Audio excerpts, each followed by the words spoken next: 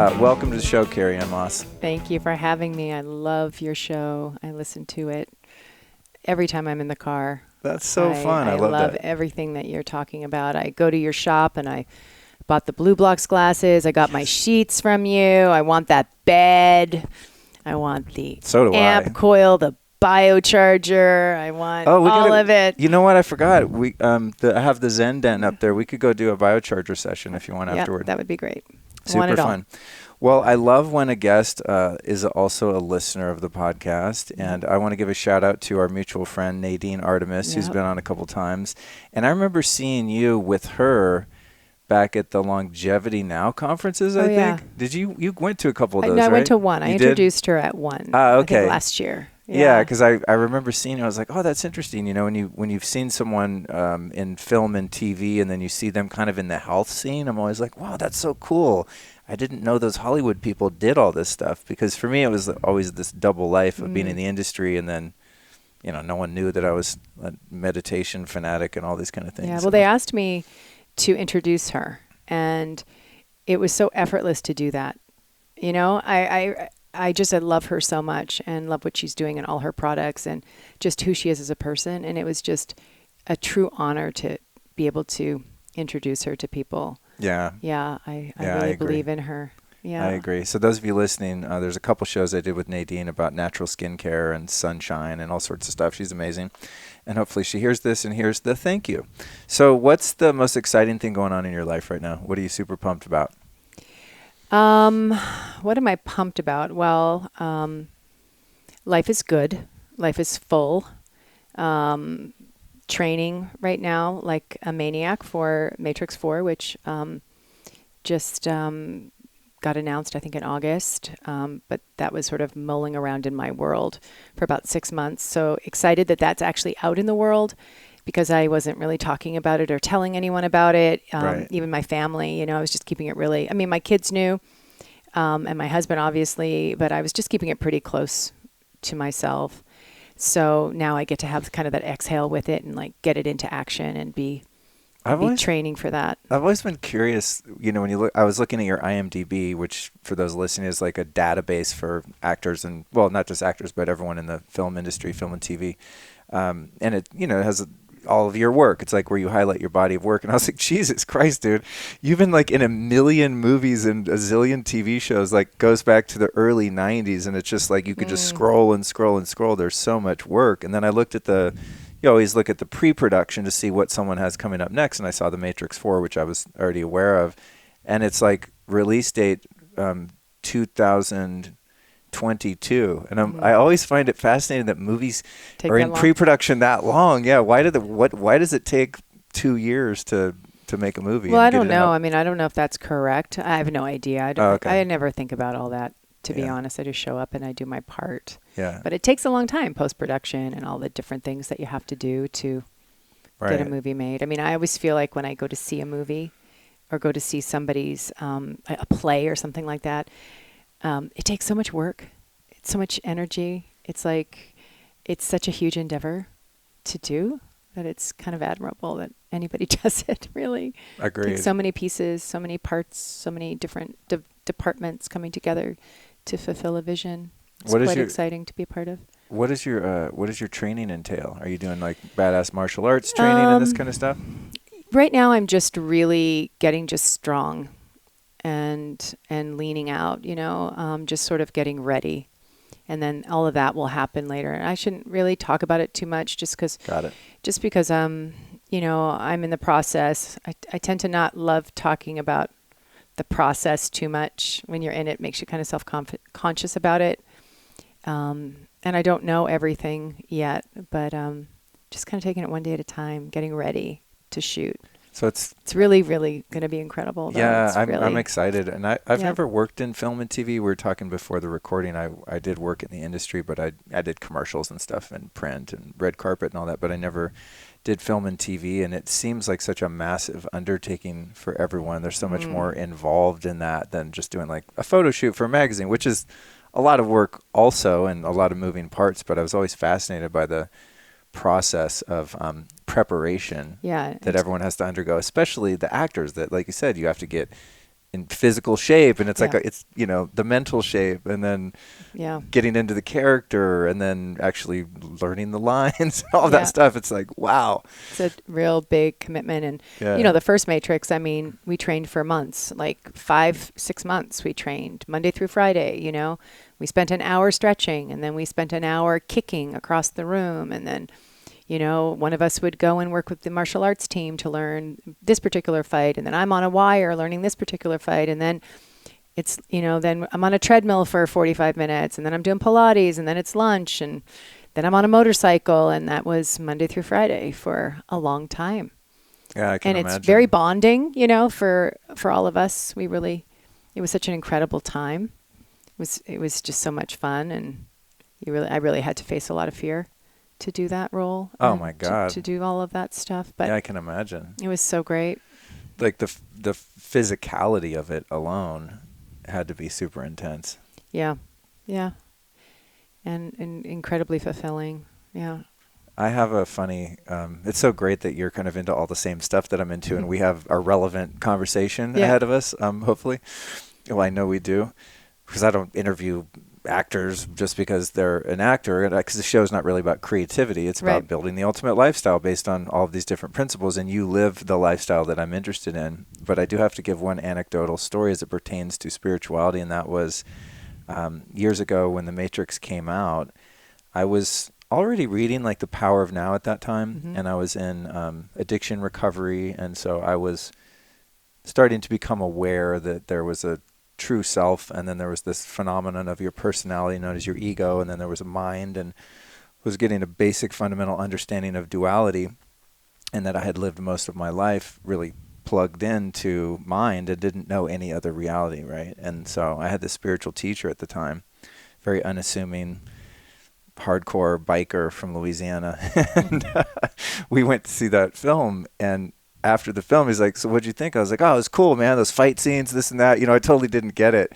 And he's like, God damn it, you weren't paying attention. He was a very like Zen, kind of smack you upside the head kind of guy. And I was like, what? No, it was cool. It was a great movie. He goes, no, you don't get it. He goes, that's what we're doing. We're unplugging from the Matrix. That's what I'm doing with you. And then he explained the whole correlation. Like he saw the film from a completely different standpoint, that we're living in a facsimile of a world that's generated by our perceptions.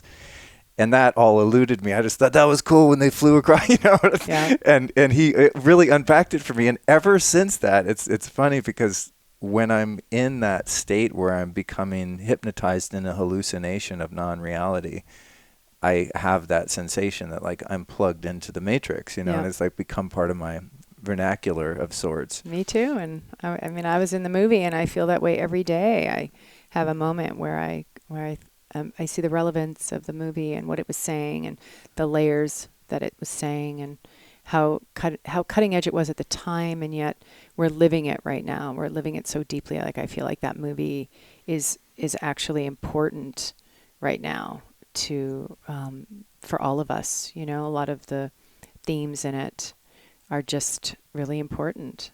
Never. I mean, I love technology in many ways, and at the same time, I'm dreadfully afraid of it, especially when I see, I saw the other day a mom, she had a baby strapped onto her. I kind of saw her from the back. I was walking through the airport, and she was sort of like doing this classic mother shuffle that we all have, you just know it when you've been a mom. And I was like, oh, I love babies. So I turn around to see the baby, and she's giving the baby a bottle like this, and the baby's very little, and he or she is looking at the mama, and the mama has the phone. And I could have cried because I know, having had children and what I believe about parenting and mothering, your children understand the sense of who they are and their self-worth by the way their mother looks at them.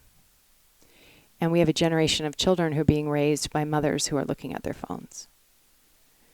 And, good people, Yeah.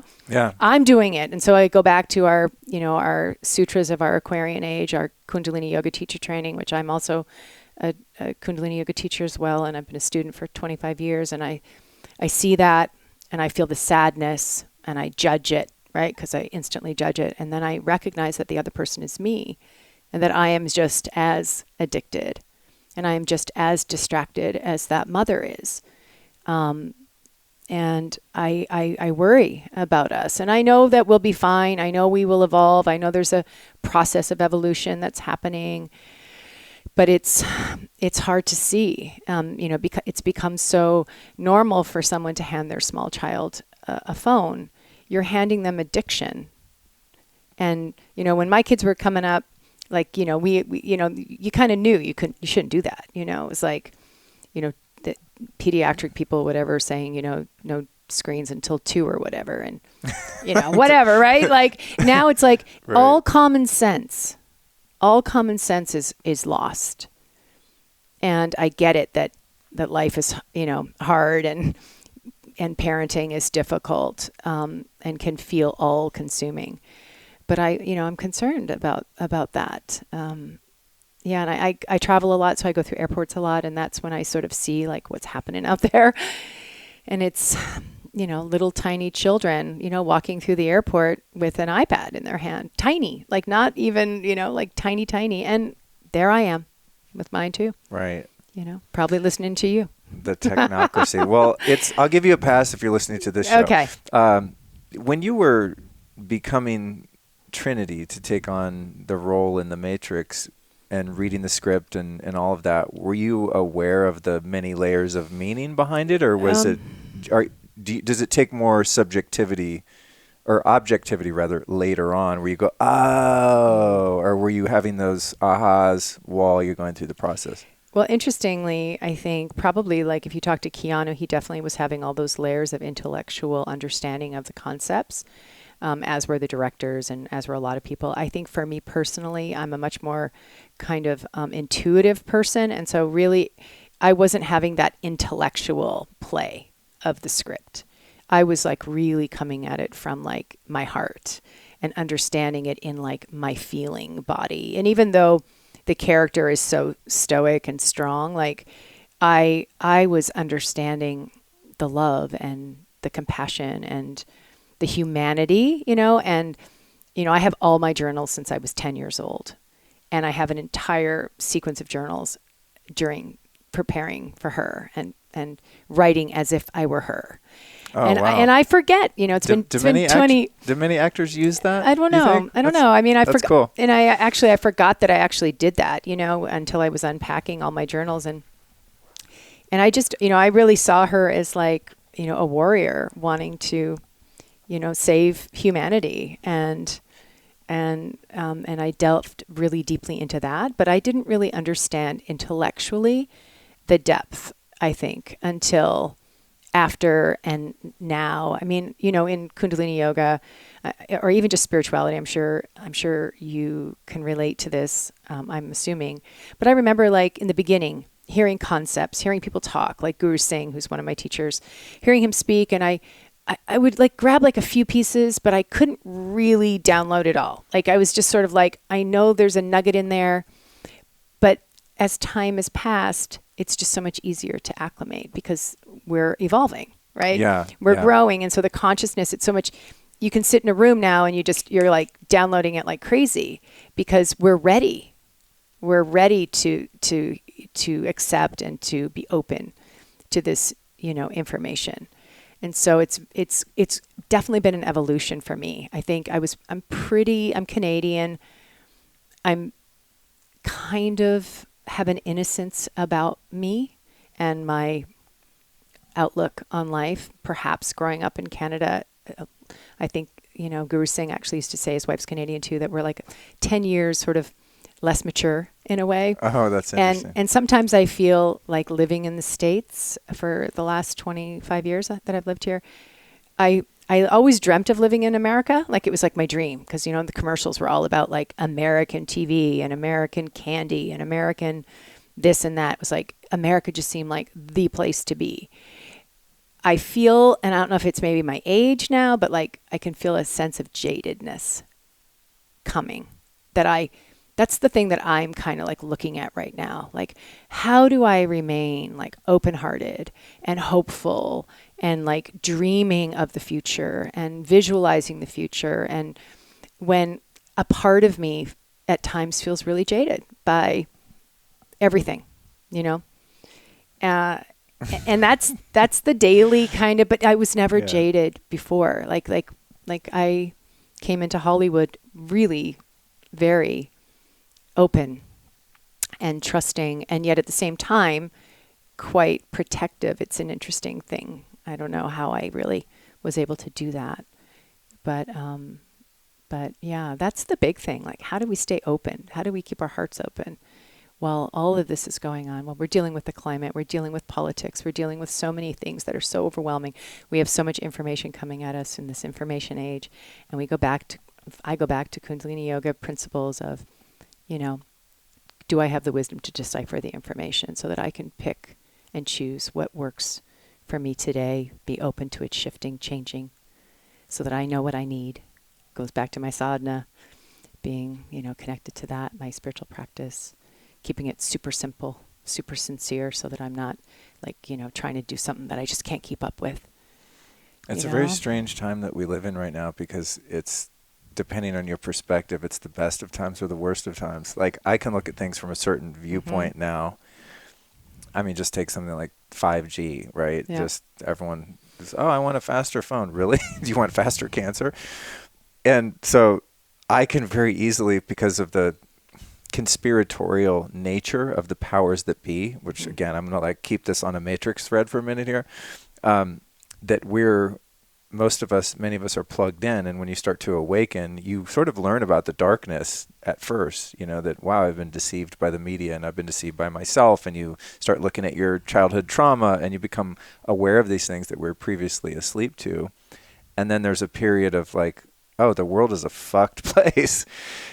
And then how do we find the balance, right? And it's the same world, but it's really perspective. So on one hand, things are so grim and dark, but on the other hand, I mean, I meet like kids, I mean, I'm almost 50, so a kid in their early 20s kind of is a kid to me. Yep. And they're like, oh, I meditate and I'm into spirituality and yoga, and you know, they're like woke. It's really weird, the stuff that I see on social media that's very positive. It's really interesting that I can have some pretty profound and deep conversations with young people now that are quite positive, and that so many people are into personal development and self-help and all forms of therapy and clinical psychedelics and shamanic plant medicines. And I think we're in the middle of the most beautiful awakening right now. Yeah.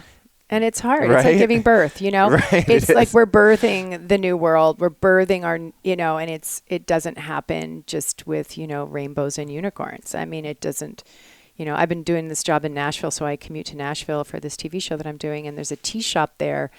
I think it's called Highline. It is one of the most beautiful portals that I've ever been in.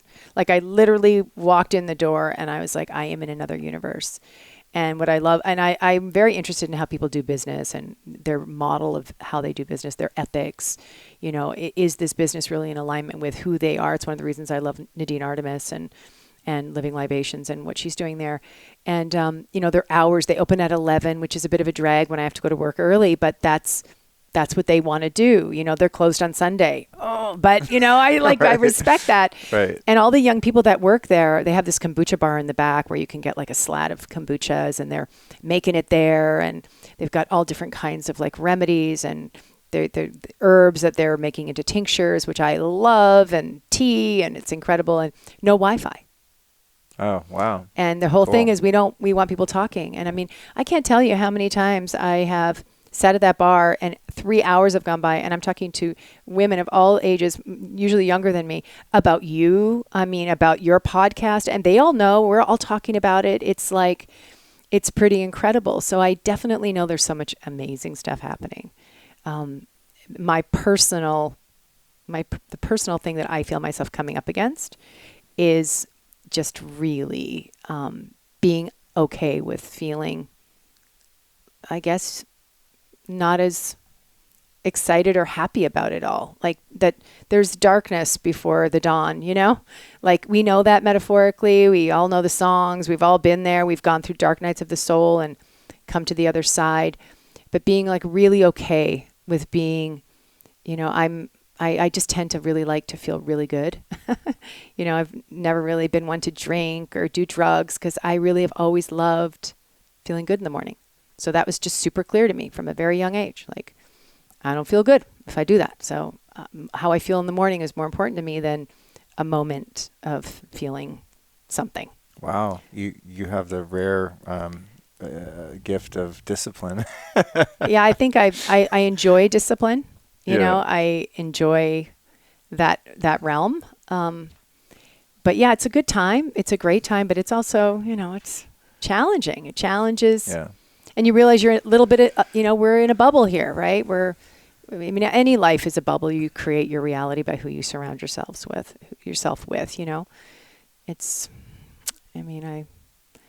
I'm sure that it'll all unfold, and it's going to all unfold the way it's going to unfold. But there's moments where it just feels like so overwhelming, right? But then you're looking at the news and you're getting it from the news, and that's not even the truth anyway. Like, I realized I was lying in bed one day, kind of scrolling my phone in that kind of addictive way. And I was like, there is nothing to find here.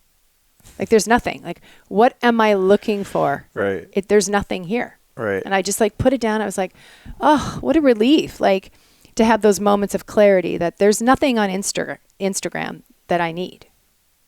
Right? There's nothing on CNN that's going to inform my life, because who knows what the truth is. It's going to be informed by someone who wants it to be informed Yeah. a certain way. Yeah. Yeah. I have a very adversarial relationship, I think, with mainstream media Yeah. for that reason, because Yeah. it feeds on fear, and, and confusion and control. who is at the core of it, and who is financially benefiting from the point of view that's being shared. Yeah. And when you understand that and you are awake to that, it changes everything for you. Yeah. And it's a little hard at first because, there's a weather issue. You turn on CNN, right? Or whatever, you want to, it's like even the last storm, the storms that are happening. It's like, you can just feel the exploitation. It's like we're watching reality TV. And that's really disturbing. Well, it's interesting because I think human beings have an inherent desire to know what's going on. Even when we were in a tribe of 50 or 60 people, you had the elders that would kind of give the report on, your territory or other tribes, or, who needed food, who needed that, and just on things that are just going on in your immediate environment, right? So we have this need to kind of feel safe and be aware and not live in a bubble. So we're driven by that curiosity. And then if the only place to get information is someone that's going to give you that information with an agenda that doesn't serve your highest good, generally speaking, then that's kind of what we're left with. But as we were talking about earlier, thankfully we have, and I'm not, tooting my own horn here, but many people that have YouTube channels and podcasts and blogs and all the different content that's available to us, where we can get an independent point of view that's not skewed by any agenda other than curiosity and the desire to uplift and encourage people and give a different point of view. It's so cool right now to be able to do that. We're around the same age. When I was a kid, there was no other media to be had than the news and the newspaper. That was it. If you wanted to be informed about the world, those were your choices. Yeah, and you can and you look back now. I look back and I think about the people that were in the news, like the people that, when I think of sort of this patriarchal kind of casting, in a way, of the news guys, that I actually felt so comforted by the casting. Which, like those guys made me feel like everything was going to be okay. Right. And I trusted them. I remember I did something recently on a news thing, and there was and the next thing after me was some recall of something. And the news guy just so convincingly and so genuinely said, and after this commercial, we're going to, that it's lurking in your kitchen cabinets and it's causing havoc, and we're going to get right back, and, and it ends. And I was like, what? And he goes, I don't know. And I was like, oh my God, right. He's just reading. It's not, like we know that, that he didn't even know what was next. He's not really, he's an actor. That's hilarious. That's the truth. They're actors. Well, that brings me to my next curious round of questioning, and that is, in your career, you seem to be a bit of an anomaly. And I don't know personally that many famous actors or musicians, a few here and there, due to my prior career, but you seem to have sort of carved your own path in Hollywood. Like, you're here, there's no publicist. Normally, if you would interview someone of your stature, there'd be like a whole little entourage of people, and someone would have had a chat with me about what we could talk about and what we can't talk about. And it's this whole weird Hollywood thing that I was, employed by for so long. But you seem to just kind of do your own thing, and you have your platforms that we're going to discuss, and you're empowering women and doing all this cool awakening work. But like, I don't see you in the tabloids or in scandals or having a desire to be at every red carpet event and being trailed around by hair and makeup and a stylist and all of that. So how have you been able to keep working and have that massive IMDb, credit list, but not sort of play the Hollywood game? I find that very fascinating. I mean, I don't know really how that all kind of happens. I think when I hit a career high with obviously The Matrix. So that was, 20 years ago, I guess, 18 or 20 years ago. And at the height of my career, I met my husband, I got married, and I proceeded to have my family. And my commitment and my desire to have a family and I'm sure there's a better word for it, but like have like a normal life was really important to me. So like when I first had my first child, the paparazzi was pretty out of control, and there weren't any laws protecting us from that. It was very upsetting. I mean, I was pretty devastated when I realized, standing outside of my house, my baby's like a couple weeks old, and I'm wearing like a nursing bra, and I think he's on the boob, and like my postpartum belly is like hanging out, and I'm waving goodbye to my first visitor, and I have a row of paparazzi outside. Oh, God. And that has to suck so bad. I mean, I literally hate that. Did it suck? I fell to my knees and I grieved in a way that I can feel today, because I never wanted that for my kids, Like, so my private life, and I'm very private, and at the same time, I'm so open. Like, if I met you at the grocery store, like my children are, like, Mom, do you have to talk to everybody? Like, I'm so incredibly open, but I'm incredibly private about certain aspects. And like when it came to my kids, I was like, no way. I'm just not interested in them having a life that they have to perform in, or we would just go out and I didn't have any control over that. But eventually you go, oh, when I go to Cross Creek Mall, which I used to love, the paparazzi are there, so I no longer go there. Brentwood Country Market. Like, I used to love going there, but every time I would go, they would all be there. So I stopped going there. I mean, I think you realize pretty quickly if that there's certain places that you don't deal with it. And honestly, for the first 10 years of my mothering, I was at home, creating a rhythm. I think having kids really changed my life in a lot of really amazing ways, really healed me in a lot of ways. And one of the things that I was really, really excited about, and that I really, really kind of grew to love, was the rhythm of kids. You have to, I'd never really cooked. Now I cook like breakfast, lunch, and dinner, Wow. And I didn't know how to do that. I had to teach myself. I had to learn that. And I learned to care about that. And I learned to, it's one of the things I share a lot on Annapurna Living about, which is my lifestyle website, is, how do you make these mundane things that can sometimes feel like a real drag? How do you make them fuel you? I had to figure that out, because it was my reality. And I often felt that way even acting. If I was on a location somewhere and I would start to be missing, say, my husband, or missing home, and I would be wishing I was somewhere else, I would practice, be right here, right now, enjoy this right now. This will be over before you know it. I applied that same principle in my acting, and then I came into my mothering and I applied that. Like, this is going to be over so quickly. Don't, waste it wishing you were doing something else, wishing you were somewhere else. Be here. Let it teach you. Let it be your teacher. And so I've really looked at my life as my greatest teacher.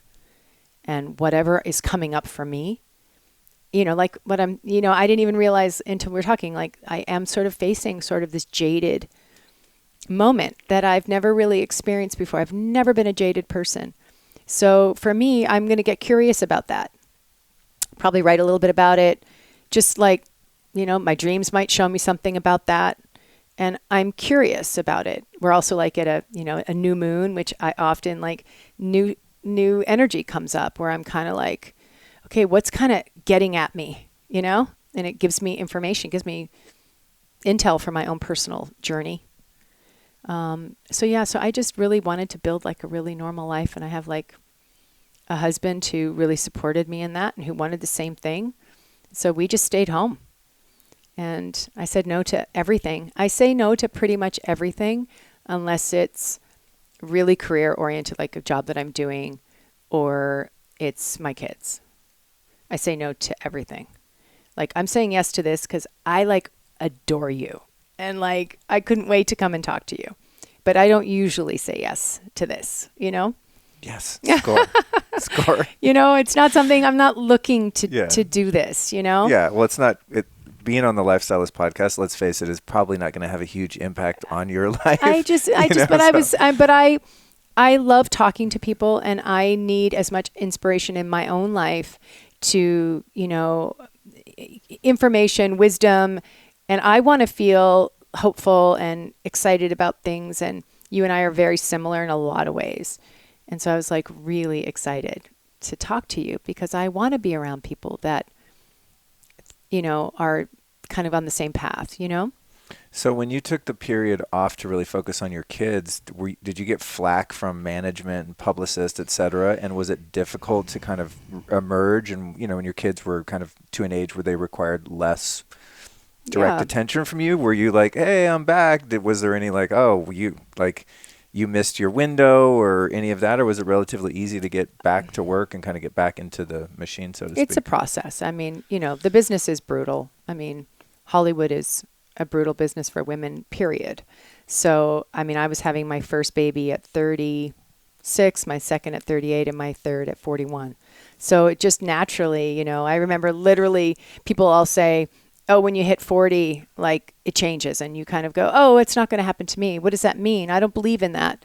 And then literally I remember like on my 40th birthday, like reading a script and reading the part and thinking about it. And then my manager going, oh, no, you're not, you're the grandmother, or something like that. And you're like, oh, wow. Like, did that really happen that I went from the lead girl to the older woman? I mean, it really does. And, and the guy is like 60 and you're supposed to be his like what partner. And you're like, you kind of have to have a sense of humor about the business, right?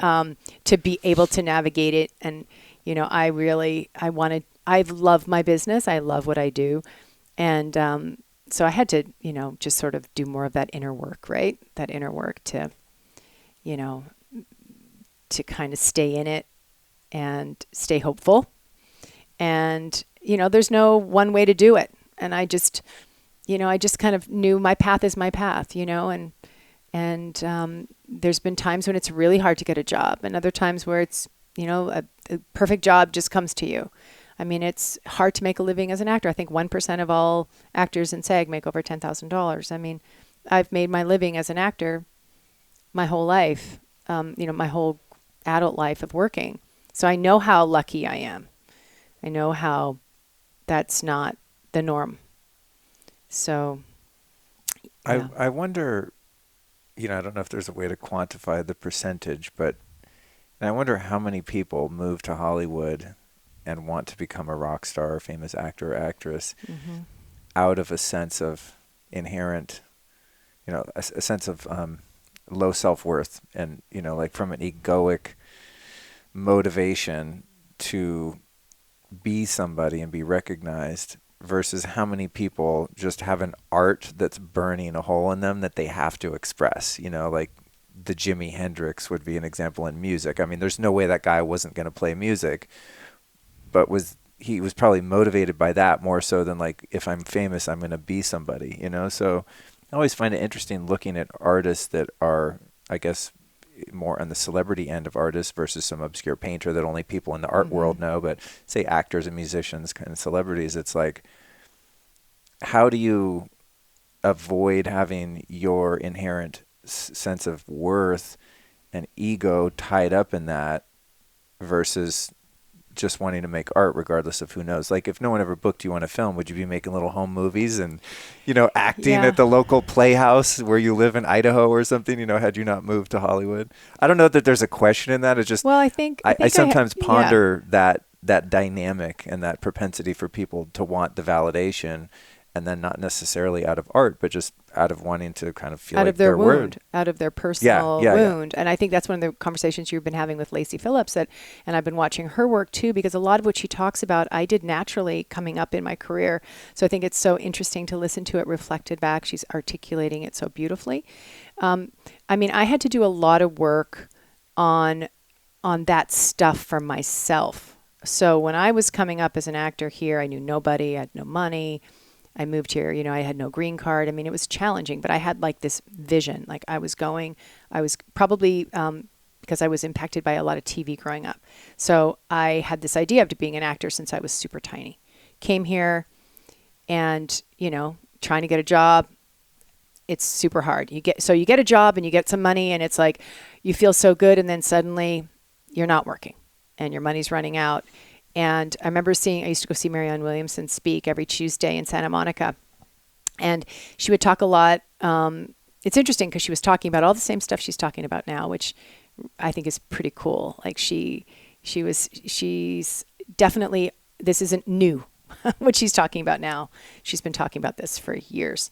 And I remember her talking about actors and in particular, and that she had never met a group of people who judged their industry so deeply and hated it, but wanted it, like wanted what it could give them. Like, screw you, but give me everything. Like, give me, but I hate you. And then she talked about how actors had to feel like they were enough when they were on their couch unemployed.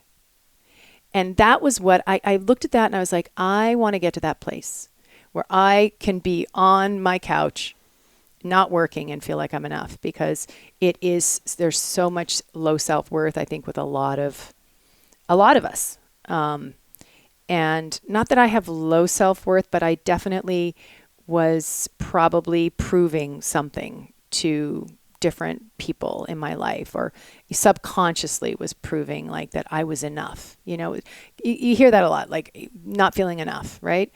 And that became my spiritual journey that I went through, was completely in order to support me to be able to do what I do and not lose my mind and not sell out and feel like I was enough. And so really my spiritual growth was completely aligned with my acting and my career. So like when I was thinking about, will I make it? Will I ever get a job? I had to really connect to, if I really love what I do, and it's really a pure desire from the universe. I believe in soul form, as I believe each of us in that soul, as we're coming into the world, are given our soul's dream, our desire, our wish.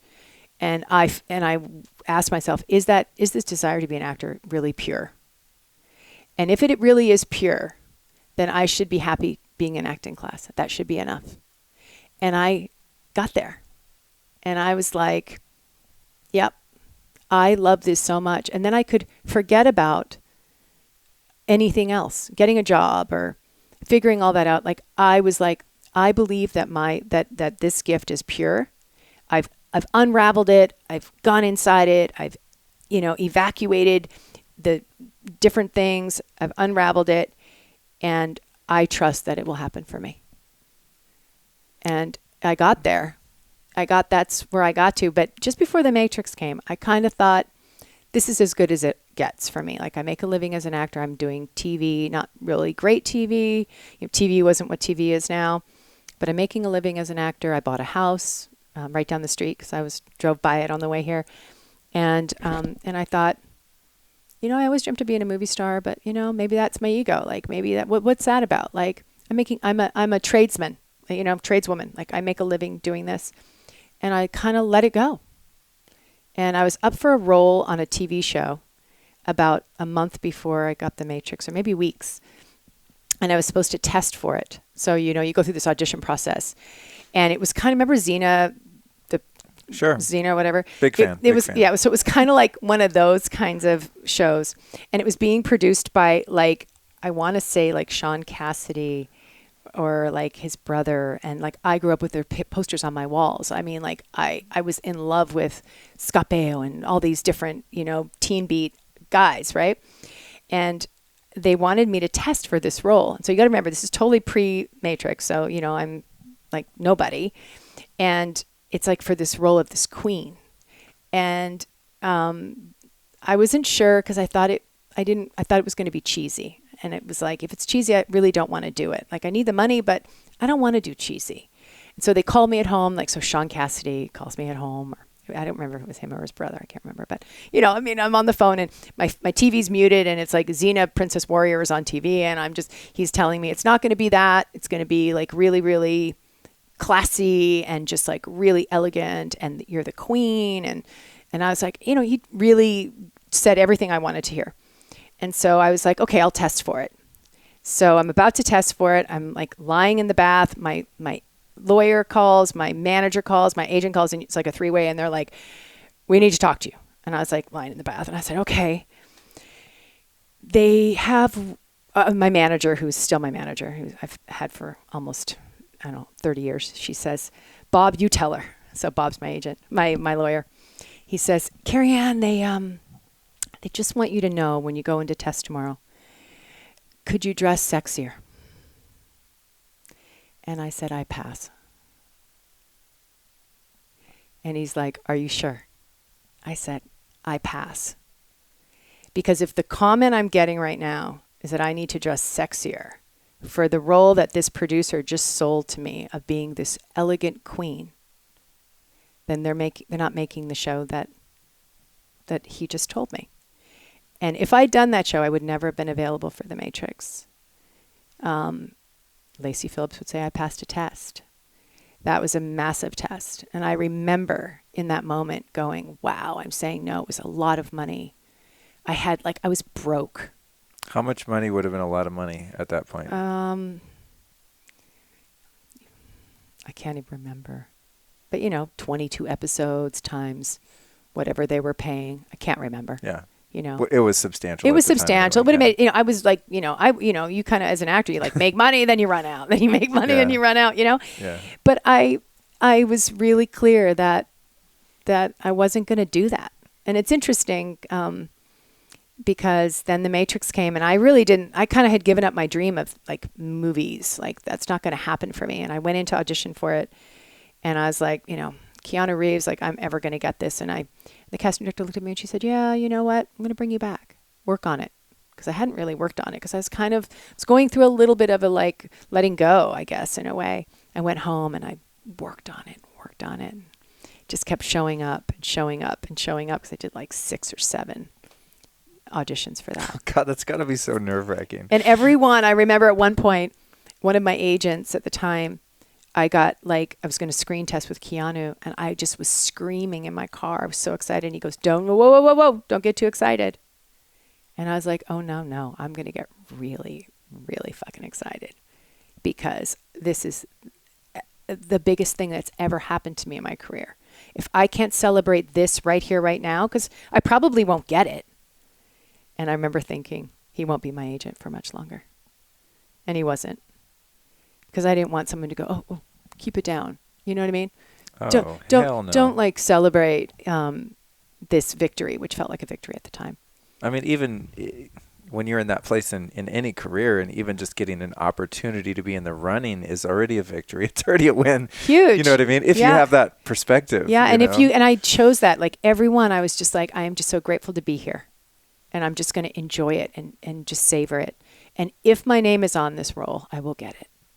And if it's not, if it's someone else's purpose and part of their life's work and their life's purpose, then I will celebrate them. I didn't have that competitive feeling any longer in the business at all, because I really trusted that if it was meant to be mine, that it would come to me. That's so wild that you were starting to grasp this perspective that early on of what I hear is a surrender of the fate of your art and your career, and like, hey, it's going to be what it's meant to be, and if someone else is supposed to have that role. I find that most people, including myself, absolutely arrive at that place of surrender and trusting the will of the highest good or God or however you want to name it, that it usually comes after getting crushed. You know what I mean? Then we become humbled into going, hey, maybe there's a source of omniscient intelligence and benevolence here that has my back and knows what's best. But you know, those of us, especially I think, that are driven by our will to succeed and achieve and all that we really have to get our ass kicked before we're able to surrender. And it sounds like somehow you had this inner gift where you were able to be in process of career development and having these opportunities happen at one level, and without having everything go completely tits up, still surrender through that process and get the reward of passing that test. You know, which at the time would have been, you know, your biggest role, obviously, and put you completely on the map permanently and the records of Hollywood eternally, I would think. So it's interesting that you just kind of arrived at that through your own inner work without total devastation of the ego. Well, I wanted to really thrive. I really wanted to thrive in my life. And I could see how, like, my mom always would say she'd come visit me. And, you know, I was pretty young. And I would have an audition and I just would let it go. And she was just like, wow. And I just was just so dedicated that I wanted to grow. And I mean, I came here to be an actress, but when I first got here, I'd read Shirley MacLaine's book, right? One of her books. And she wrote about the Bodhi tree, the bookstore. Oh, I used to love that bookstore. And my God. And I wanted to go there. That's where I bought all my incense. Yeah, me too. And I wanted to go there. And I have no idea where I am. I got my Thomas guide, right? I'm in like a friend's car. And there I see a parking spot and I think I'm kind of in the area and I pull into it. And if you remember Bodhi Tree, there's never any parking out there. And I look and there it is right there. And I go in and I walk in and I'm walking through and another Shirley MacLaine book like literally falls at my feet. And I pick up the book and I read it. And I mean, she was probably my first like introduction into spirituality, into like that there was more to think about, to know. And I think what I loved when I really had my awakening, which was, I mean, relatively young, if I think about it now, was that I decided and realized I could believe whatever I chose to believe. And when I really grasped that, and I like cut ties with any dogma that I'd been raised with. And I wasn't raised religious. And so I think in a way that was kind of a benefit because I always had a very spiritual connection to God and the universe since I was very little. That just was my natural relationship, even to meditation. And I was very like ignited by the word meditation. I didn't even know what it was, or yoga or health food. And I didn't grow up in that environment at all. But like, I was like, I would see it and I would go to it. Do you know what I mean? Like my eye would land on it.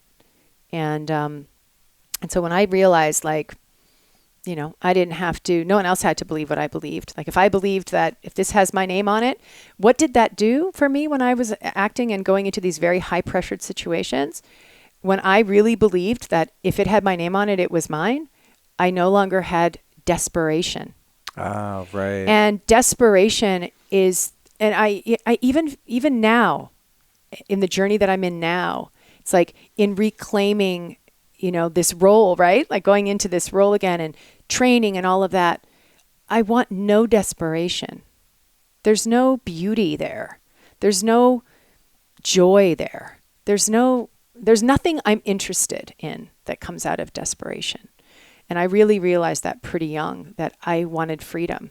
That's always been my thing. I want to feel free. I want to go into a room in an audition and feel like I can be free. And I'm not saying I always was able to do that. I failed at that. And when I failed at that, I went home and I went, I'm going to crack the code for myself that I can do this. Because if I can't do this part, I better just go back to Canada and do something else because this isn't going to be fun.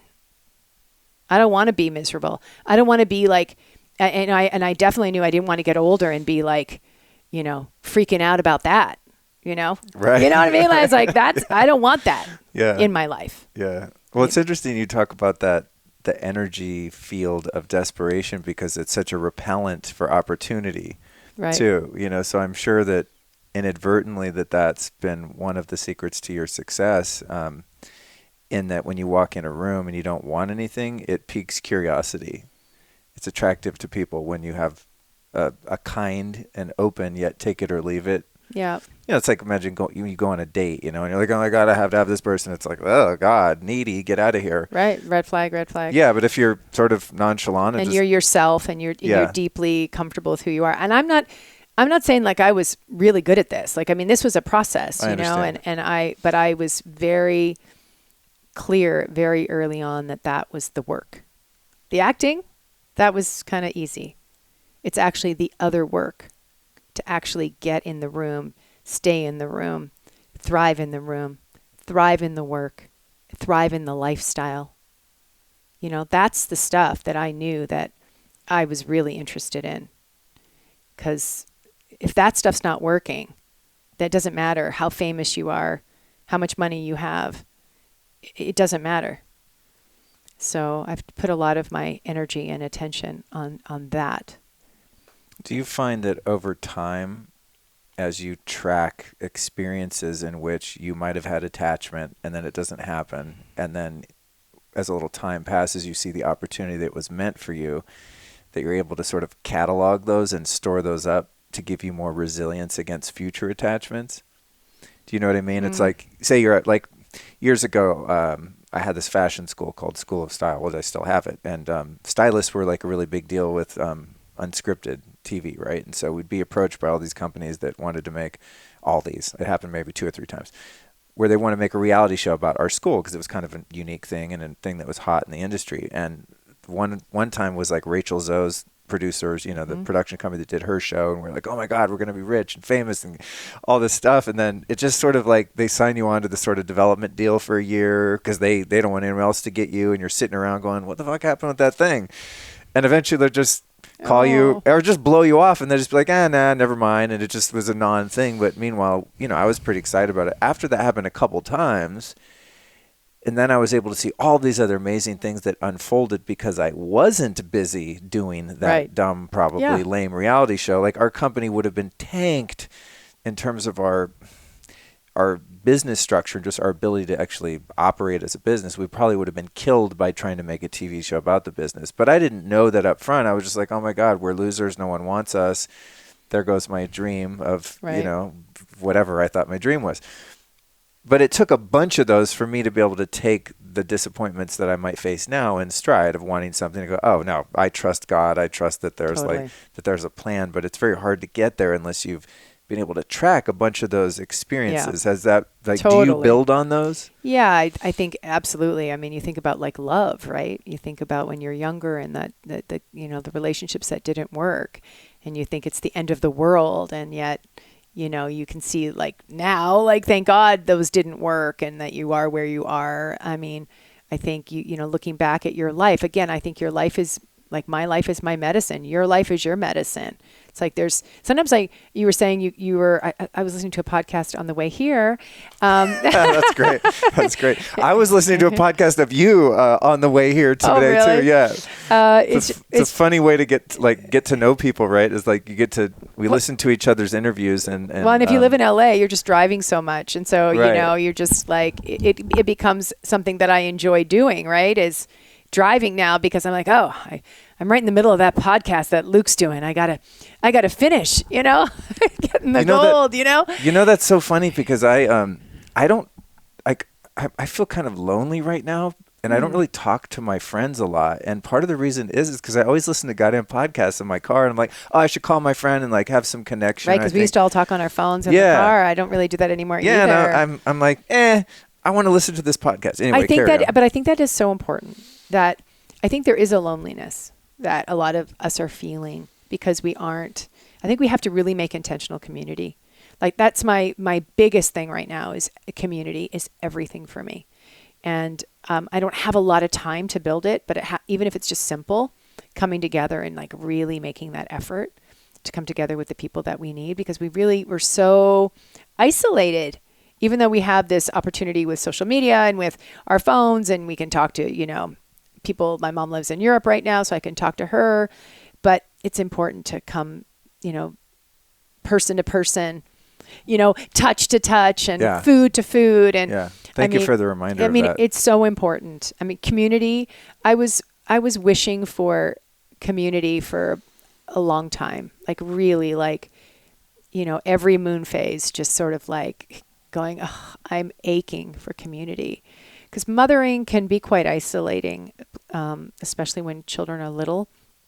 And now I can say, like, I don't have this huge community, but I have a community where I feel like I can just really have that exhale when I'm with, a few of my friends and their husbands and their children, and everyone's just sort of hanging out. And it isn't perfect, It doesn't look like anything you could see on Instagram, It's real people. And, everybody's dealing with something, and we're all just there. What were you going to say right before that? I don't know. I derailed you. You were talking about driving around listening to podcasts. I was listening to you, and I heard something on the podcast that made me think, I don't know. Oh, okay. Sorry. No, it's fine. Sometimes I get excited and then I derail the topic for a moment. That's okay. It's normal. Do you, right now in your life, watch a lot of TV and go to a lot of films and things like that? Are you immersed in the art as a fan? Well, when I had my kids, I completely went off all media, because when you first have children, at least for me, like, you're so open and vulnerable that things would just impact me too much. I would be just like devastated, like, so easily. So I didn't watch anything for a long time. I've been working pretty steadily for the last, I think, 5 years.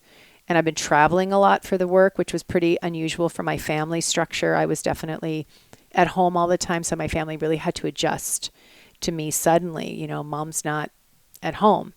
And one of the things that I ended up doing when I would go to New York, I was working in New York, I did a Marvel show for 3 seasons, was I would just binge watch like shows. And I fell in love with so many things. TV is so great right now. I love documentary films. I don't really go to the movies all that often, but I enjoy documentaries, and I love getting a show that I'm just like, can't get enough of. And then I go long stretches of time watching absolutely nothing. Yeah.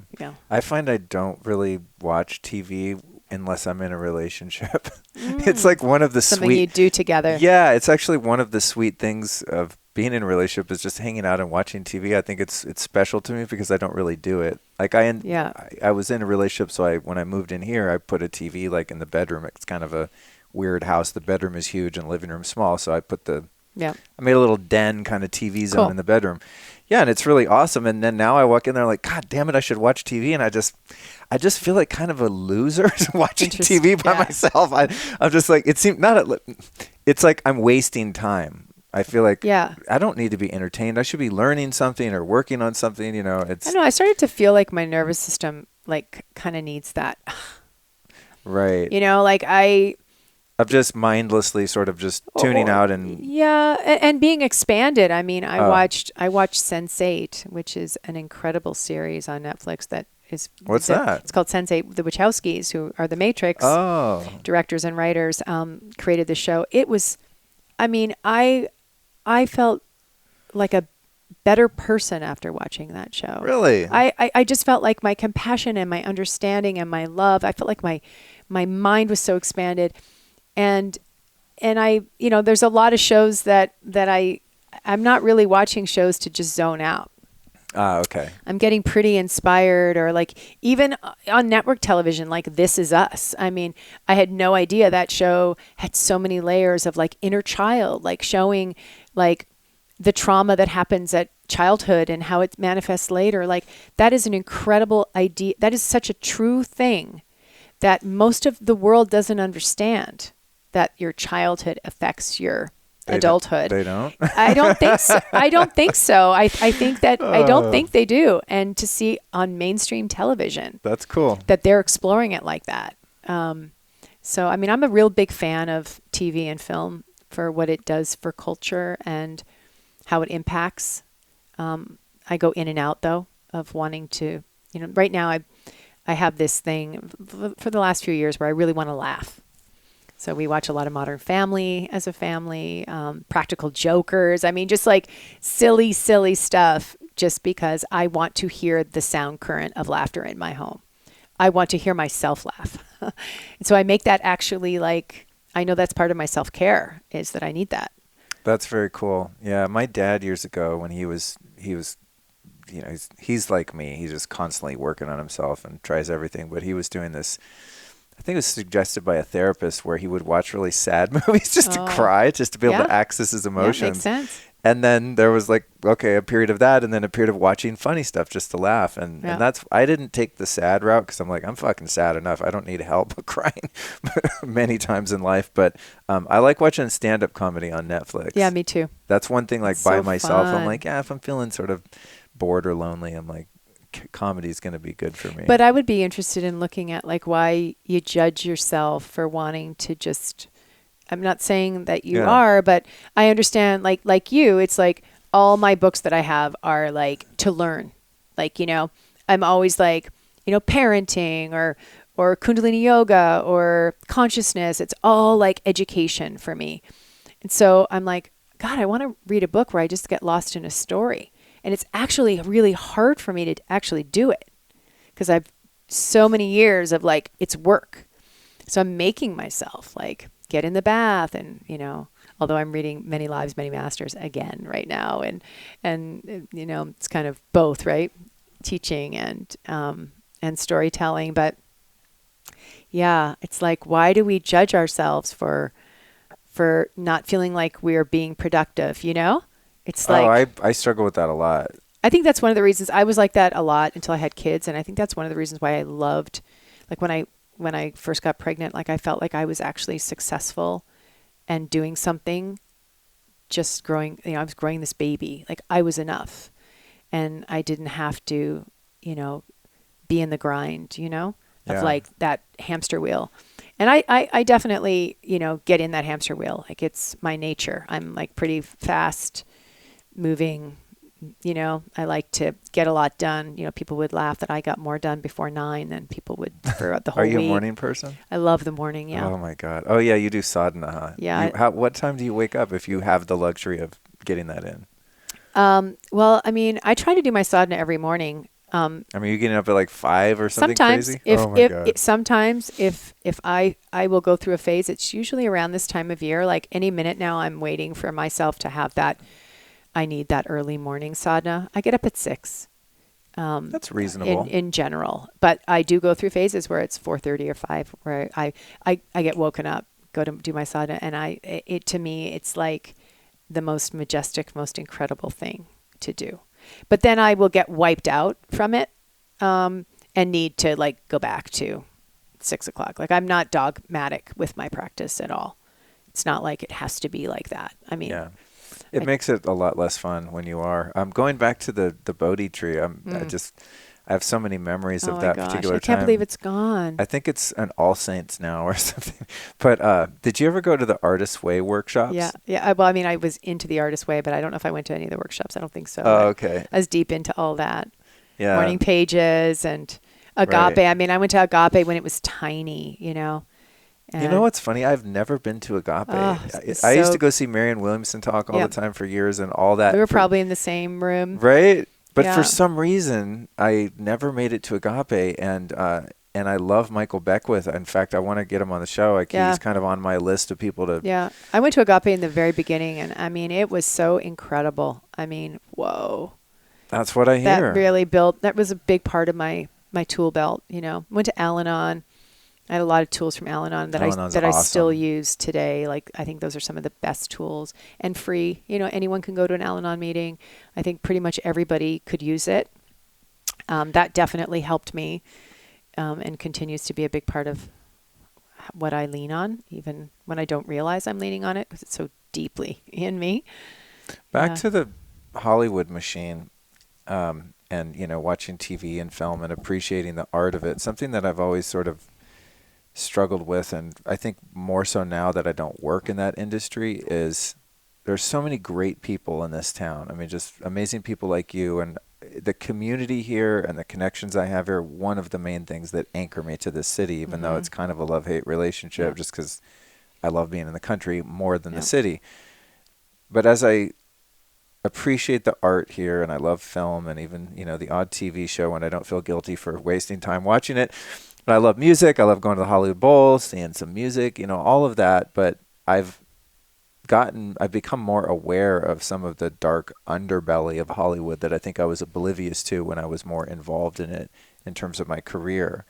And there's a lot of influential people here, say that work in the film industry and are advocates for things like gun control and women's rights and the environment and these kind of things. And I find that there's a lot of hypocrisy in this town because there is this sort of unspoken underbelly where you have people covering for pedophilia rings at Disney and the Harvey Weinsteins and just the crazy depravity going on, while at the same time people give a lot of people a pass, and they're giving a convicted child rapist a standing ovation at the Oscars. And I'm going like, well, what?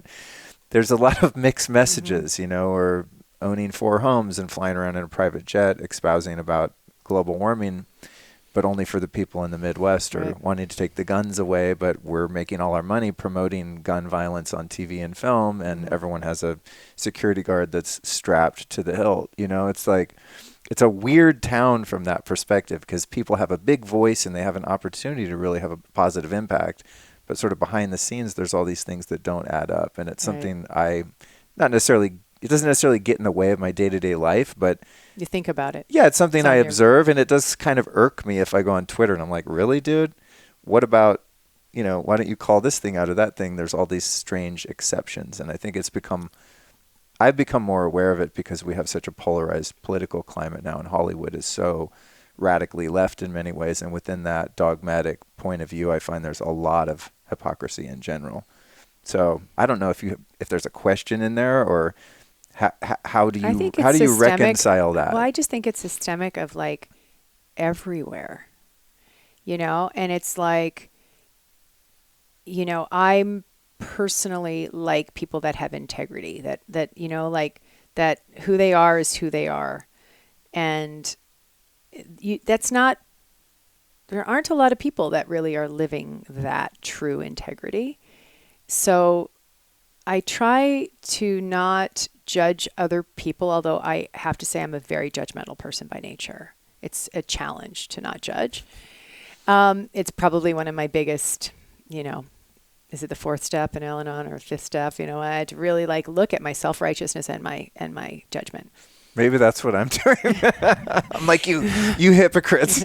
But I even, I feel it even in the self-help movement and in the spiritual movement and in the yoga community. And it's like, if I don't feel like someone is really has the integrity through and through, or showing one aspect and giving people the idea that this should look this way, and aren't really showing the truth of how complicated life can be.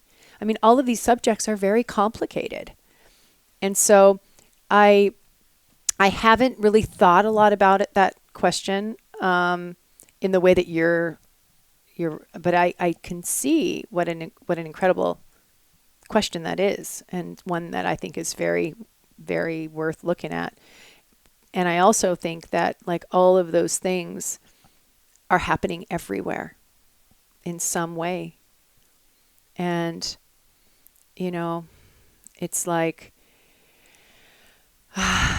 I just try to keep my eyes on myself and my own integrity. There's that Al-Anon. My Al-Anon. And at the same time, I used to be the kind of person that just say someone I was liking or in the spiritual movement had something I didn't like, then I would want to just throw them away. Because, now I don't feel that way anymore. Now I can see that you take what you like, leave the rest. Again, an Al-Anon quote. But, everyone has their journey and their path. And I'm, I don't know the answer for everybody or what people need to be or to know or to feel in a moment, So I just try to keep kind of with my own, who am I showing up to be and keep my eyes there. And that doesn't mean it also means saying, no, I don't want to be around that. I don't want to be around that. I don't like that. And I don't know if there's an answer to any of it. I don't know that there is either. Just an observation, perhaps. No, it makes sense. I like that observation. It's a good one because it's my teenage punk rock observation. Because one thing that I've always, and I used to be a very fake, dishonest thief literally, I was not a great person earlier in life. But as I started to become more righteous in my own desire for self-preservation, I became a really honest person. And so I think that at times perhaps I'm triggered by that because I know that in my past my shadow side was very dishonest. And I think we're triggered by that. Highly hypocritical. And so deception is one thing that I find very triggering. And when you have a town like this where most of the world's media and influence is coming from, and there's so much deception and so much hypocrisy, and also a lot of very talented and well-meaning and beautiful people in the artist communities that we have here. It's just God, sometimes it's frustrating to go, we could be doing so much good if people were perhaps a little more integrous, to use the word that you used. But at the end of the day, it's what the fuck am I going to do if, people get caught up on causes that I think are phony and fronts for corporate interest or whatever, concepts that I believe to be true. I think that your distinction of just stay on my own side of the street, don't fight the darkness, make the light brighter. That's the thing I always have to kind of bring myself back to. It's not easy, No, it's not. I mean, it's really, and I really look at whatever's triggering me as real, I always say, I hate ticks. Right? Right? And I do too. Okay, I'm with you. Okay, fuck ticks. Yeah, but I hate ticks, right? I've got a real issue with ticks. I hate sneaky people. I hate sneaky shit. I hate stuff and that's what ticks are, right? They're so sneaky. You could not even know they're there, So I kind of want to master that, facing that fear that something could be happening that I don't know. It's a controlling aspect of my personality too. Probably, from my childhood of controlling things. I mean, it all goes back, as we know, to early things. And so it's when I'm triggered, if I can notice quickly enough to dig into that trigger and get a little curious about it, there's usually some good stuff there for me. I just totally had an awakening. What? Well, I deeply resent oppressive, manipulative entities that take advantage of and rapaciously harm other people. And as you were talking, I was tracing back. I mean, I can have a mini ayahuasca journey right here.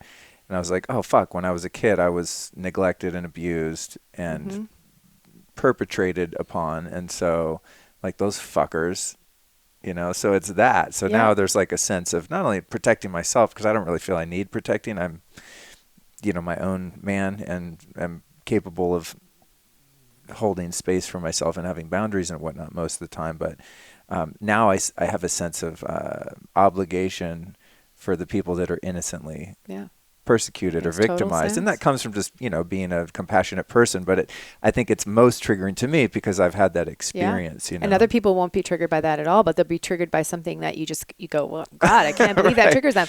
But I'm with you. Those triggers are they're showing us something and can often be the thing that makes someone an activist and make them make change and it's actually really a good thing, So I try to look at that when I feel triggered, because I got triggered the other day really big time by some kids that were we were doing a peace thing for the environment, a rally kind of in our neighborhood, and some teenagers just were really disrespectful. And I have a real issue with disrespect. Like if I feel disrespected, I like I do not like that. Yeah, me too. Yeah. That's my number one. Big one for me. Me too. And I was angry at the way that these kids were being. They were like throwing plastic on all the kids that were there. Oh, God. I mean, it was just so, but they were just really kind of aggressive and very like, I know, with straws. It sounds so silly, but it was, God, that's it was so messed up. Lots of little kids there. It was just, and I was just so mad. I talked about it for days, right? I got a picture of one of the kids, I'm like, mad. And then last night I'm in the kitchen with my husband and I'm like, I've been so mad about that. And then I just start crying. I said, but I'm actually really sad about it. Underneath that is a pain, right? That this person that these kids are like, don't care or something, or that they're so desensitized. So it's like that fighter in me that wants to just beat the crap out of this kid because I've thought about it. Which you probably could based on all your training. But you're like fight, your thing underneath it is actually a lot of sadness for the little kid that was treated that way.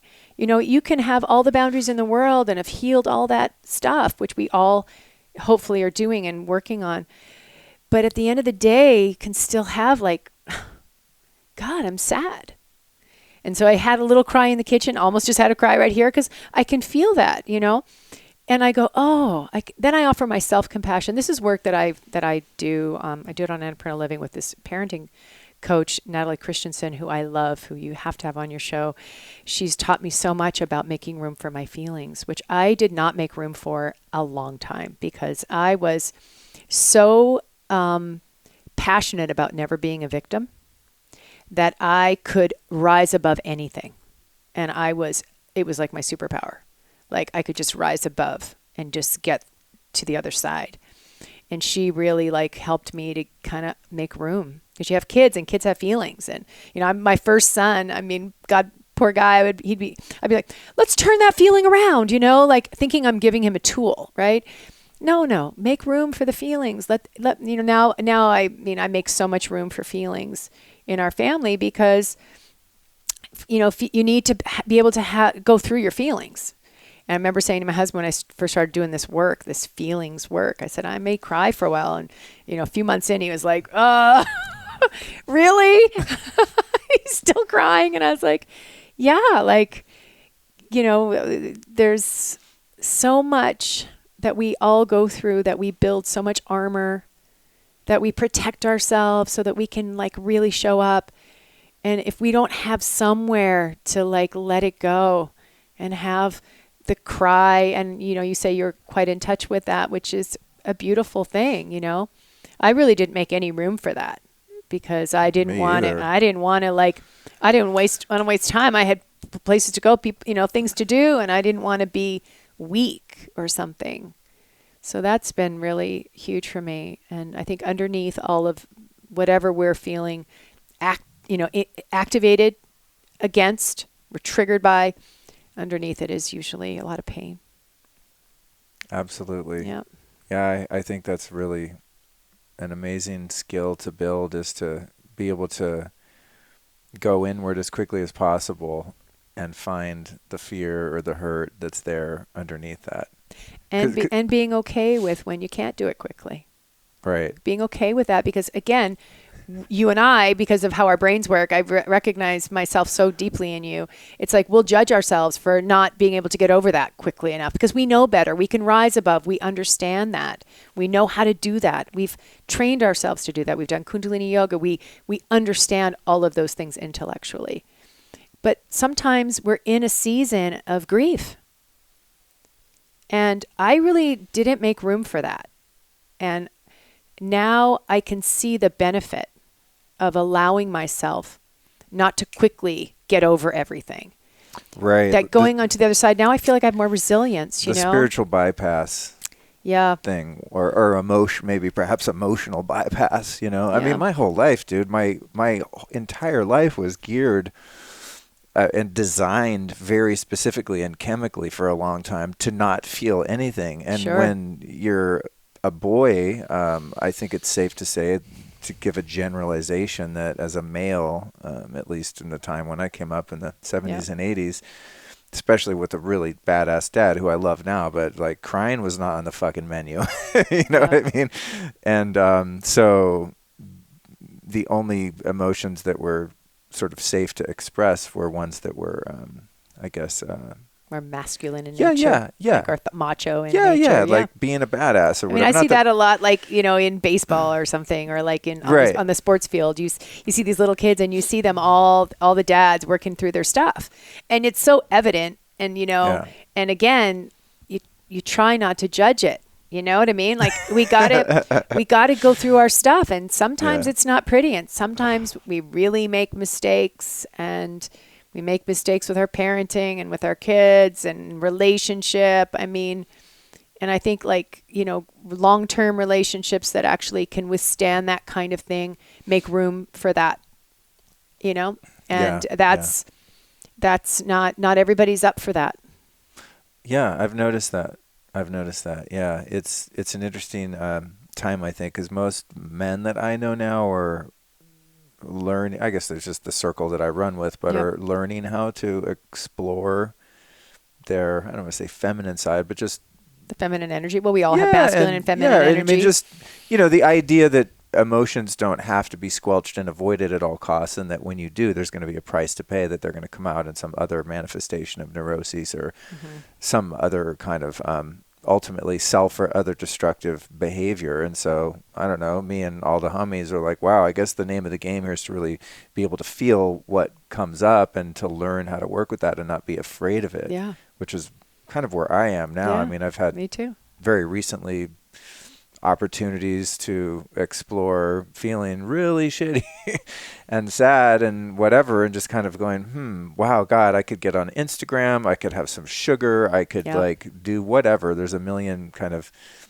things that I could get away with, you know, in my guidelines of behavior that would be numbing or at least avoiding those. And I'm learning how to just allow whatever feelings come up to express themselves, as uncomfortable as it might be. And it's terrifying and it feels like shit.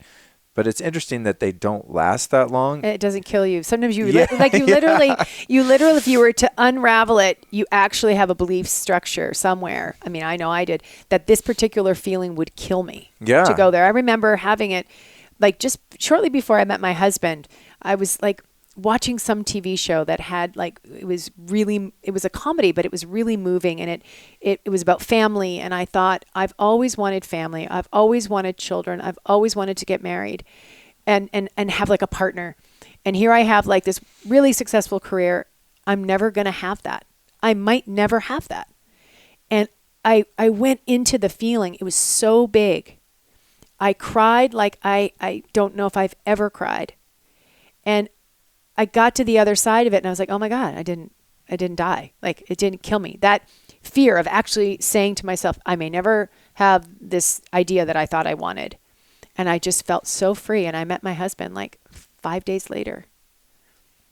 See, that you got another surrender reward. But I remember it was so big. I remember going, I can't even open my heart to feel this. And then this show, this is why I love TV and film, and why I've always wanted to be an actor, because I remember feeling that when I was a kid, like being transported into something, and it just opened these floodgates for me. And I just cried and cried. And I remember the end going, oh, wow, that didn't kill me. I'm okay. Like, I made it through that. Yeah. So as you're, you know, doing your mom, family, husband, career thing, at what point did you come up with Annapurna Living, and what's that all about? Because it's, you know, you have this other kind of, well, I say alter ego, it's just part of who you are and your wholeness, but now you have what's turned into a community and a business, and also with the Fierce Grace Collective. Bring us into how all of this inner work has evolved, where you have something to share and you're compelled to get it out there in the world. Well, when I started having my kids, I started to feel quite isolated and quite lonely at times, and I felt like I really couldn't find my community. And it was sort of in the beginning of blogs And I remember finding a blog called Soul Mama, who's actually become a really good friend of mine. And she's this mom in Maine. She was homeschooling her 5 kids, had them all at home. Homeschooling 5 kids? Yeah. Damn. Yeah. And what a hero. But super, super incredible writer and interesting. And, but she had a farm, but very like just me living in LA. Not that I've never been I grew up in like the suburbs, in Vancouver, but something about the way that she was living her life inspired me. So every morning, motherhood can be quite monotonous, and, every day, and it was one thing I started to, check in with her blog every morning. And I started to kind of see myself reflected. I saw myself inspired. I got different ideas from her blog. And I just started having kind of my own awakening as a mother. And I didn't really see it reflected anywhere.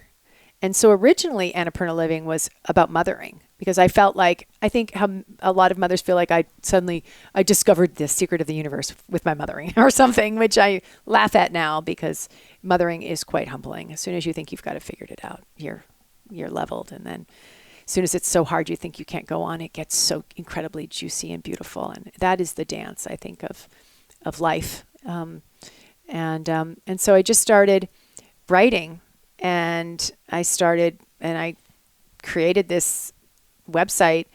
I also wanted to give other women, and when I say women, because I just feel like that's my audience, and that's like who I think of when I'm writing. And but I have had such a blessing in my life of like Guru Singh and my other teacher Paramatma Siri Sadhana, and all these different people that I've had, that I've gotten to talk to, Nadine, and different people, and I wanted to share that with women who might live in the middle of nowhere and not have anywhere to go to have this kind of information. And then I also wanted to simplify the information for them. And then I started to do this thing where I would have interviews with women, because I was kind of interested in like, what do people do in their day? Like, what are they doing? Like, what are people doing? Like, what time do you get up? And what do you drink when you get up in the morning? And what are your routines? What are your rituals? Like, I wanted to know, because I needed some inspiration. I needed some ideas. So it started in that realm. And I never planned to bring like Kundalini yoga like into it, but it just sort of naturally happened. And I started to teach like one of my favorite things that I offer is this thing called Simple and Sincere.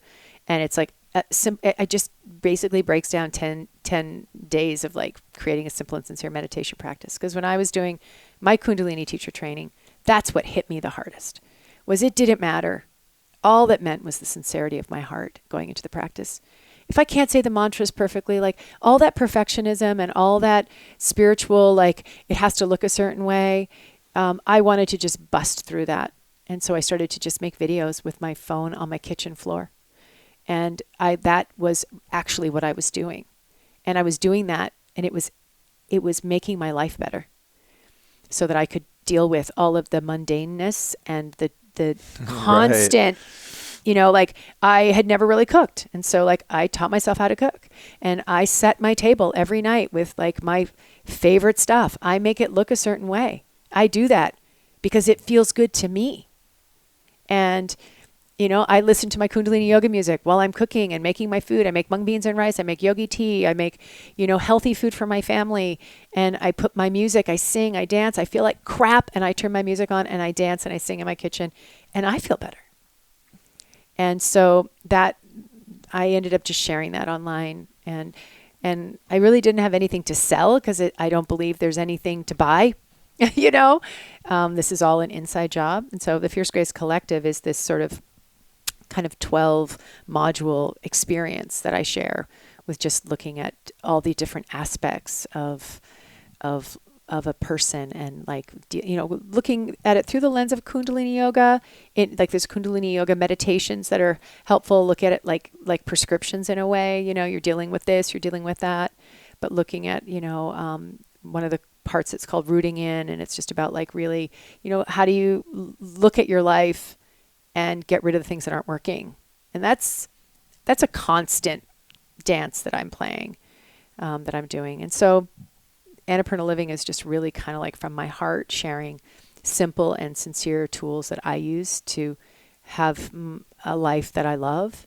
And sometimes I don't have a life that I love. Sometimes I'm in a terrible mood and just feel like shit. But I have an incredible toolbox to create the life I want. And sometimes you got to fake it till you make it sometimes. And, I know some people think, oh, you can't do that. Sometimes. Because, when you're the mom, I realized this really early on, that who I was being was the single most important thing for my kids. So I was reading books and I was thinking that somebody else had the answer for it. And I was like, how I treat the person at the grocery store, how I treat the person when I'm driving my car, how I am with other people's children. And I'm not saying that I'm perfect in any of these ways. I have to work at it. But motherhood for me has made me stretch probably more than anything. I thought Hollywood made me stretch because I had to stretch to thrive and to be able to stay rooted and be me and to grow into me, because I was pretty young when I came here. I had to work really hard to do that. I've had to work even harder as a mother, because those places where I could just say, oh, that's just how I am. I'm just judgmental. Yeah, that's just in my genetic. I'm just judgmental and that's how I am. Well, then you have a kid. I had my children and I realized those little places that I probably wouldn't have done that work. I had to do it. I have to continue to do it. As you started to build out this aggregate of content and then, realized that you'd created a platform because you kept adding to it, at what point did you get interested in learning about online marketing, and like how much have you gotten into that to understand how you actually create these platforms and get people interested in them and all of that stuff? Well, I would lie in bed at night trying to figure out how to offer things. Like, this is like way back. Like I was doing online courses in email. Those were actually my favorite. And I would do it live on Instagram, not live, but like in an Instagram post, like day 1, day 2, but I would lie in bed and be like, oh, there's got to be another way. Like, I could see my brain wanted to know, figure out how to offer this in a way that was in alignment with me. And here's where I get really, in terms of my business, and Annapurna Living is a business for sure, where I get stopped is that I don't really align with any of the marketing. I've got marketing advice. I've invested in some of the ideas that around, funneling and stuff like that. And I do have some systems in place, but at the end of the day, I took advice but I have to keep it aligned with who I am. And so, I don't believe that what I have, everybody needs. I don't believe that. My hope is people do, if they are that they get to where they know themselves and they know their own wisdom. Like, they don't need me. One of the things I teach that I feel so passionate about is any teacher who makes you feel like you need what they do or you're not going to do well. Red flag, run. Guru Singh never did that to me, ever. Never made me feel like I needed another session with him. I never was into therapy. I've always been into spiritual counseling because I'm not interested in this story, And Guru Singh, I would sit down with him in spiritual counsel, and never did he say, oh, you need to come next week, And so, I've had acting teachers where it's like, if you don't work with me, or just your work, and it's like, anyone says that to me now, or I feel that vibe for a long time, even if I think they're great, I won't work with them. Because to me, that is so toxic and so dangerous. And I have my shit together, so I can know that. But I talk a lot about that because that's not, I have tools, go. So, I don't love Facebook, right? So I swore I wouldn't do, I've never done Facebook, but I did it for Annapurna Living. And right now we have a Facebook group, but I don't like it. I don't really want to do an Instagram live story, even though I know this week we have a little bit of a push going on for something that I'm offering. And, my one person that works for me, her name is Sadie Rose Casey, and she is like my everything. She's like, okay, you have to do 3 stories this week. And it's like, I'm in the car. I'm like doing this thing and then in the car, and she's like, oh, but it cut off. Can you redo it? And I'm like, actually, I can't. Like I'm really doing this inside my life. So I just do the best I can. And I know that it's a work in progress and I'm learning so much, but I definitely haven't figured any of that out. And I'm I'm in a very busy time in my acting career right now. So it's kind of like, how can I keep this going? But I have created so much content that I feel, that I think would benefit people, that when more eyes come on to me, that I think people will benefit from that. And I trust that. And if it's meant to be, it's not my main job, right? I have another job that supports my family. And I really, Annapurna Living is really been something that I just really love. And I love that what I felt really freed about was that I could create my own content. I could do it all by myself. I didn't have to rely on anybody. In Hollywood, I have to get hired.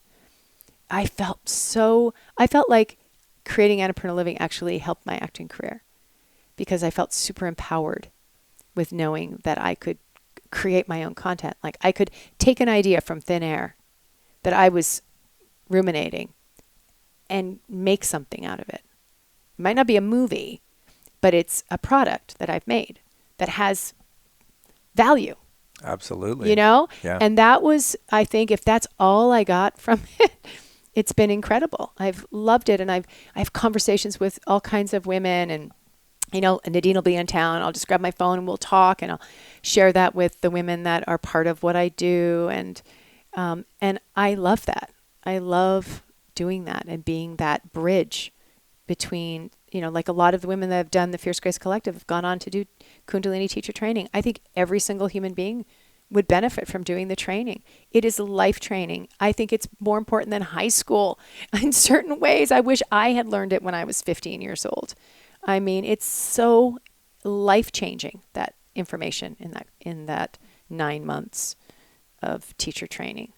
I agree. Yeah. I think one thing that's really appealing about your approach to creating content and building community is the position that you have. And it's cool that it happened organically, because it actually really is great marketing. But you're not playing guru and telling other people, that are in your community, that are, you're leading essentially how to do it, and that you've arrived. And if you just do what I did, you'll be like me, but you're on a journey with them. Yeah. And co-learning, and each individual is the hero of their own story. So you don't have to be the hero. And I think that's a really accessible way to reach people, because each person does need to ultimately have a sense of autonomy and responsibility for their own journey. And if someone else is doing it for you, or you're looking to someone, in some sort of position of authority over you, it's very disempowering in the end. Yeah, I did this mentorship with another teacher that I found in New York. Her name's Paramatma Sirisana. She's so amazing. And I had no idea that I was even looking for a teacher. It kind of was one of those moments. And she's young. And so I definitely didn't think that the teacher that I would find would be younger than me. And I remember mentoring with her for 3 months. It was quite an investment that I made. It was so incredibly life-changing. And the first thing that she sent me was a Yogi Bhajan lecture on no one else can do the work for you. And I even think of it now that I'm training to get in shape and get strong and everything. Nobody else can do that for me. And it's tempting, right, to go, who has the right thing for me? Does anybody have the magic idea that I can, lose weight and get rid of this, 3 babies, body and somebody must have the answer for me. Nobody has the answer for me. I do. And so do you. And so do all the women that I work with that come to me. And often you can see them wanting you to figure it out, right? For them, Paramatma, people have a question about something, a mantra or something. She's like, look it up. Empower yourself. You do the work. We're a culture of kind of wanting, just kind of give me just the top level, just skim the surface, right? But there's so many layers of depth in all of this that ultimately heals you. And you end up cracking your own code. Right now, I am deep in cracking my code for my body, my well-being, my vitality, my strength, my mental capacity, my ability to break through fear and all of that. All that stuff that I did when I was 30 and I did the first Matrix. It's I'm going to a whole nother level right now. And only I can do it for myself. I could hire the greatest Hollywood trainer. But I have to want it. I have to do it. Right? So I mean, of course I have my team and I'm finding what works for me, but I'm not giving any of my power away. And I'm also not desperate. Excellent. Because the desperation is just not for me. I can't do it. Yeah, it doesn't work, and it's also super uncomfortable as a state of being. I know. I want to switch gears here, and I'm very fascinated with the idea of having natural childbirth. Oh, you're so fun. Yeah, I think it's so sweet that as a man you're so interested in the birthing, and I think it's great. Well, yeah, as someone who doesn't have kids and I don't know that I've ever had like a really strong desire, but I'm open to the idea. It seems to be an amazing part of the human experience. So, if the stars align and that's meant to be, it's meant to be. But I also think that there seems to be a lot of trauma around the way that we've medicalized birth, because I'm just interested in health and psychology and all these things I'm interested in, and looking at my own birth circumstances, and specifically having a crazy vision on plant medicine about my birth. Yeah, which I talked about on the ayahuasca Welcome to the Jungle episode if someone wants to go back. But I think that the way we approach birth in quote unquote modern culture, Western culture, is that it's like an illness. You go to a hospital and it's like a disease. Like being pregnant's a disease, and from the time you get impregnated, you're treated as kind of a sick person that has to be monitored, and then you go to the giant building where sick people go. It's just it's weird. If you look at evolutionarily speaking, how we got here, it's a relatively new phenomenon, the way that we do it, with all the drugs and machines and the bad lighting and the EMFs, and hospitals are just like the worst place to do anything that's going to lead to health, Yeah. And so whenever I hear about a woman who's taken, an alternative route, which to me is not alternative is going to the hospital, I'm very curious as to how that works. So if you could give us perhaps a rundown of what prompted that decision with your first child, what how do you build a team? What is the doula and the midwife and all of that kind of stuff? I've talked about it a little bit, I think, with Katie Wells, Wellness Mama. Yeah. But and also the woman from Mexico was talking a little bit about Michelle O'Daunt, who definitely impacted me as well. Well, I think if I can really look back at my true awakening, in terms of awakening as a woman, it was being pregnant with my first child. I assumed, I knew I was passionate about home birth and midwifery birth. I had, again, been at a bookstore in Australia. A book falls out at my feet. Really? Spiritual Midwifery by Ina May Gaskin. And so it's a great book. It's kind of, those of us who are passionate about home birth and natural birth, we all have that book. And I had been to a couple of home births. I think maybe just one at that time. No, two, actually. But I had this, gynecologist that I'd had for years. And I just was like, well, maybe I'll just, I'll just have it with him, and I'll just have a natural birth with my guy. And I'm pregnant with my first baby, and I go in and I didn't want to have an ultrasound because I'd read in this book that, to wait and not to be like super heavy handed with that. And I was just starting to explore some of these things that I had never been taught about or had no experience growing up being around birth in the way that I can see my children have been now. And my gynecologist at the time disempowered me by laughing at me when I said I wanted natural childbirth. Like, haha, well, we'll see about that. And scaring me into an ultrasound. Male or female doctor? Male doctor, who I'd always really liked and everything. Real quick, and hold that thought. Are ultrasounds potentially hazardous to the baby or mom? I've heard not great things, kind of like with mammograms, the classical. Well, I don't think it's the same as mammograms, but we don't know yet. Right. Okay, we don't know because I just really, and I did have some, and I have friends who do none, and they feel that strongly about it. But I was just questioning that at that time. And he basically just thought that was so silly and then scared me into it. And I left there thinking, doctors, there's this feeling with doctors often.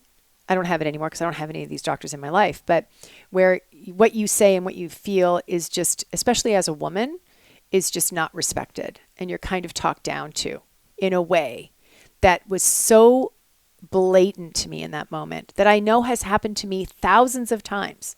And in that moment, I believe, being pregnant, I said, I will not have this. And so I went a different route, went with a midwife, was going to have a home birth. I have a blood clotting issue that she actually wouldn't do a home birth for me with my first baby because she said, it could be, we don't know. And I appreciated her having that feeling. So I had a midwife, but I had my first baby downtown LA, in a hospital downtown LA. I lived walking distance to Cedars. I was not having my baby at Cedars. I was having my baby with a midwife. I drove downtown, had the baby, and came right back. Why not Cedars? Because I wanted a midwife at the time. They weren't using midwives then. Do that? Yeah, I just, everyone's like, oh, they have great suites there. And I was like, that's not what I'm looking for. Like I wanted to have a home birth, kind of accepted that wasn't going to happen for the first baby. So you had a natural childbirth with the first in a hospital setting with a midwife. Oh, okay. That is an option for people. Oh, that's interesting. Yes. See, this is why I love doing these interviews because I think I know something and then I realize, oh wait, there's a middle ground there, right? Okay. And I have to say that I was happy that it was how it needed to be for me in that situation.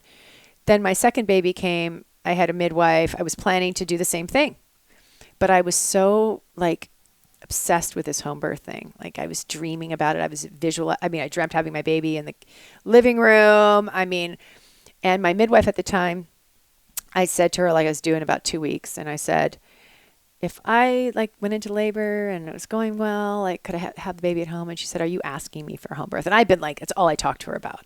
Home birth, home birth, home birth, home birth. And I said, yeah. And she said, my experience is you have to want it. You have to really think about it. And you think about it, let's talk. She found she needed someone else to back her up. And so she came back and she said, if you want to. And I said, I absolutely want to. And decided to have a home birth. I was 2 weeks away from having my baby. I told no one this because I honestly could not afford anyone's negative energy around it. Color in I did not tell my experience. mother. I could not handle the fear of anyone else. So it was a very non-codependent moment, I guess you could say. I made this decision for myself and my baby and my husband. And also I had a baby who was 2 years old and I didn't have a babysitter. So I was like, I don't know how I'm going to even go to the hospital and have this baby. But anyway, so I had him at home and it was just the most incredible experience. It was just incredible. And then I had my third baby at home. And Can I back you up on that before we get to third baby? I want to unpack it a little bit. So husband on board with whatever, or were there difficult conversations? No, he was open to it. He was open to it. He's pretty progressive and he's very naturally trusts the body. And right. So that was not I didn't have anything to overcome with him. And what's the difference between a midwife and a doula? And did you have both present at birth number 2? So midwives are like the catching the baby. They're the medical part, I guess. And they're medically ordained to some degree? I have seen midwives. Like a nurse? They're beyond that. They're trained to deliver babies. Okay. I've seen midwives do unbelievable things. I've seen midwives, they're so skilled at what they're doing that I really experienced really good midwife at their talent. That's all they do, that's all they do. And midwives are a real blessing and we don't have enough of them. And, I'm forever in gratitude to my midwife that she, made the space for me to have that experience because it's, illegal in certain states. And, I know that it's a big deal. And, she had a doctor backing her and that doctor who's a very prominent gynecologist here in LA, I bow at his feet that he that he has supported midwives all these years, because it means a lot to have a backup doctor. Backup in the sense that they're at Like if the you go to, hospital if waiting no, in they're case. not, no, they're not there. But I mean, just that, Okay. that if something happened, that someone's, I don't know how to explain it. It's more energetic, I would say. Got it. And so, and then a doula is someone that's supporting you. It's like kind of, someone that's supporting you through the process. And ultimately, I have to say that what I learned in all three of my births, and each of them were as unique as my children are. So each baby, I felt like I cracked the code to the mystery of childbirth, and then I had another one and learned that there was a whole unique code for that. And it all ultimately came to surrender. So a doula is there supporting you. And the third baby that I had, it was me. It was me. And my midwife, she was there for me. My husband caught the baby. Wow.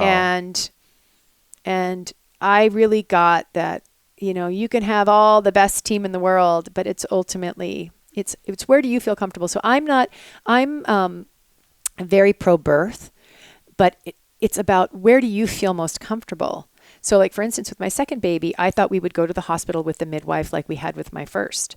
We went into the hospital. I almost fainted at being in the hospital setting. I felt sick at the thought of being there. And I had to pay attention to that feeling. Then I'm at home and watching like the TV's on or something. And it's like the worst places to be for illness. Number one, hospital. I'm like I knew I wanted a home birth, but I was a little afraid. I had to face a few things to get there. And it's a unique thing for everybody. So I don't say like everyone should have their baby at home. Everyone has their own journey. Where do they feel safest? Is it in a hospital setting? Can they feel like, where can you relax? You have to be relaxed to give birth, I can imagine. Yeah. So like Michel Odant, who is written incredible books about birth. I went to see him speak just before I had my third baby. And he impacted me so much. I mean, you're in this very vulnerable state. I'm about to have a baby. So you're just very open. Your body's opening and opening and opening. And I just remember like almost being drunk with his information, and it impacted my birth. He talked about a cat in the closet. Like a cat goes in, cat just knows it's time to have a baby, and they go in the closet and they just, they have their babies in the privacy. And that kind of happened for me with my daughter. And my other children were there. And, oh, wow. Well, my oldest was there. My middle son didn't want to be there, but my older son has been at both his siblings' births. Wow. And, and I chose to do that. I wanted that, I don't know if he'd say, I don't think he says he doesn't really remember it, but sometimes when I look at the pictures from that time, I go, oh God, as a mother, I didn't want to feel like I had to take care of you. You always feel like you have to take care of all your children. And when you're birthing, it is an incredible experience to come to that edge, man. It's incredible to come to that edge of everything that you think, everything that you know, and you have to let it all go to actually get to the other side. It is, I'm a bit of a birth junkie and I'm very interested in death as well, and the death doula side of life, because I have been in that energy of birth in such a major way. And I realize that as a culture, as devoid as we are of birth, understanding and the smell of birth, the vibe of birth, the sound of birth, it's just all put in like a medicalization model. Death too. I'm interested in those two transitions, and how that as a society, we really don't want to look at it. And why is that? And one thing I'm very passionate about too is, I had my kids 35, 36, 38, 41. I never doubted my body. I never allowed myself to doubt my body, nursing and all of that. And I had a miscarriage in between my second and third, which was really incredibly painful and much harder than I ever imagined the pain would be. And so I was a little physically or emotionally? emotionally. Oh, It was okay. emotionally devastating. I just had no idea. It was very humbling. And, and so I was a little afraid with the third because I was just like, I don't want to be too attached because what if it doesn't happen? You know, I don't want to get my hopes up high. I don't want to fall in love with this baby. I don't want to see my family as 3 just in case, you know, but I had to work through that. You know, it's like the dance of life. One of the things they say in birth is, as you are in your life, so will you be in your birth. It's not like you're going to suddenly, you know, it's not like you're suddenly going to become some different person giving birth. You know, if you're controlling, you're going to be controlling in your birth. If you're afraid, you're going to be afraid. I mean, you know, like there's growth to have. And see, I love growing. I love stretching. I love like facing my fears and facing myself. So birth gave that to me. Not everybody wants that. Right. And I've had to, so Right. that's when you meet somebody that doesn't want that. That's, and by the way, they could think they don't want it. And by the end they do, because it takes 9 months to become ready for that. You know, it's a process. It's not like we're all just like, oh, I know I want natural childbirth. It was I knew I had an idea that I wanted it. And then I started, you know, I had a lot of fear around it. I mean, I have major claustrophobia, and sometimes I would be feeling for the baby in there. And like, I'm sure it goes back to me being in the womb and feeling that thing, you know, and sometimes I'd just be like, oh, how's it? I don't know if I can do this, you know, and then you go through it and hopefully you have people on your team, which I had the best. For me, a midwife that was such an incredible, I had 2 midwives. One was a Sikh woman, and another just traditionally trained midwife. And they were instrumental in my expansion as a woman. And that's what birthing gave me. That's why I'm so passionate about it.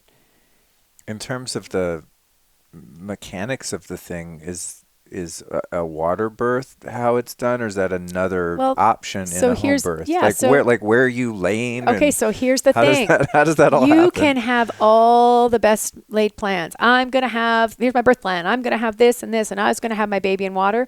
I hated being in water. Oh. If I could have, I would have given birth on the toilet, all 3 of them. I mean, you know, my midwife was like, we got to get out of the bathroom. You know, it's like, you don't know. You can have the greatest ideas in the world, just like parenting. You can have all these ideas about parenting, but when you're dealing with the unique human being that you have as a child, which they're as unique as their births were, all my 3 children are so uniquely themselves. You're going to be challenged in different ways. The chemistry between one and you, and the chemistry, you know, I mean, this is real. It's not the idea of parenting or the idea of birthing. Like, you know, shit happens. Oh God, you know? I can imagine. People lose babies in home births. They lose babies in hospitals. I mean, it happens. And it is so personal. And I say to anyone having a baby, dig deep, find what's right for you, where you feel most, you know, do some healing work on your own personal birth. I mean, that's the first thing that I was introduced to, was looking at how babies were born when I was born. Like, I didn't know from my mom. She didn't really remember all that much, but it was done in a certain way. Very disempowering for women, you know, unless you were on that fringe having the home births, which women were doing in the 60s. But, you know, I had to, like, you know, I really kind of changed the paradigm for my lineage. I mean, probably not, you know, way back when. I mean, my husband's grandmothers, one of them had 15 and the other had 13, and they had them at home. My and God. they, you know, one would die. I mean that you know, it was, you know, one had twins and one of them didn't make it. You know, I mean, it's like we are living in a very different culture, and we have so much great medical stuff that is helpful. But I remember with one of my children, I wanted to have the home birth, and she said, okay, but I want you to go in, because they thought my amniotic fluid was low or something. And the OBGYN wanted to look at it, like wanted me to come in every day to check.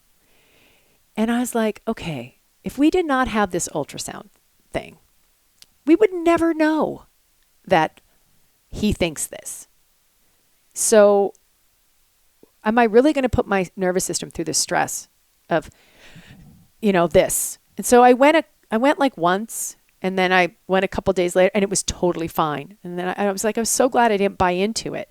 You know what I mean? The fear. It's so hard, though. I got to say, it's very hard not to buy into the fear. It's really hard when you're the woman and you're going through it but in the moment, I'm telling you, there's just nothing like it. Having natural childbirth, immediately after having the baby, you're just like, hi. I can imagine. It's hard, though. Yeah. It's no joke. It sounds difficult. And also, I really resonate with the self-empowerment. And I think it goes back to my sort of tendency to fight authority.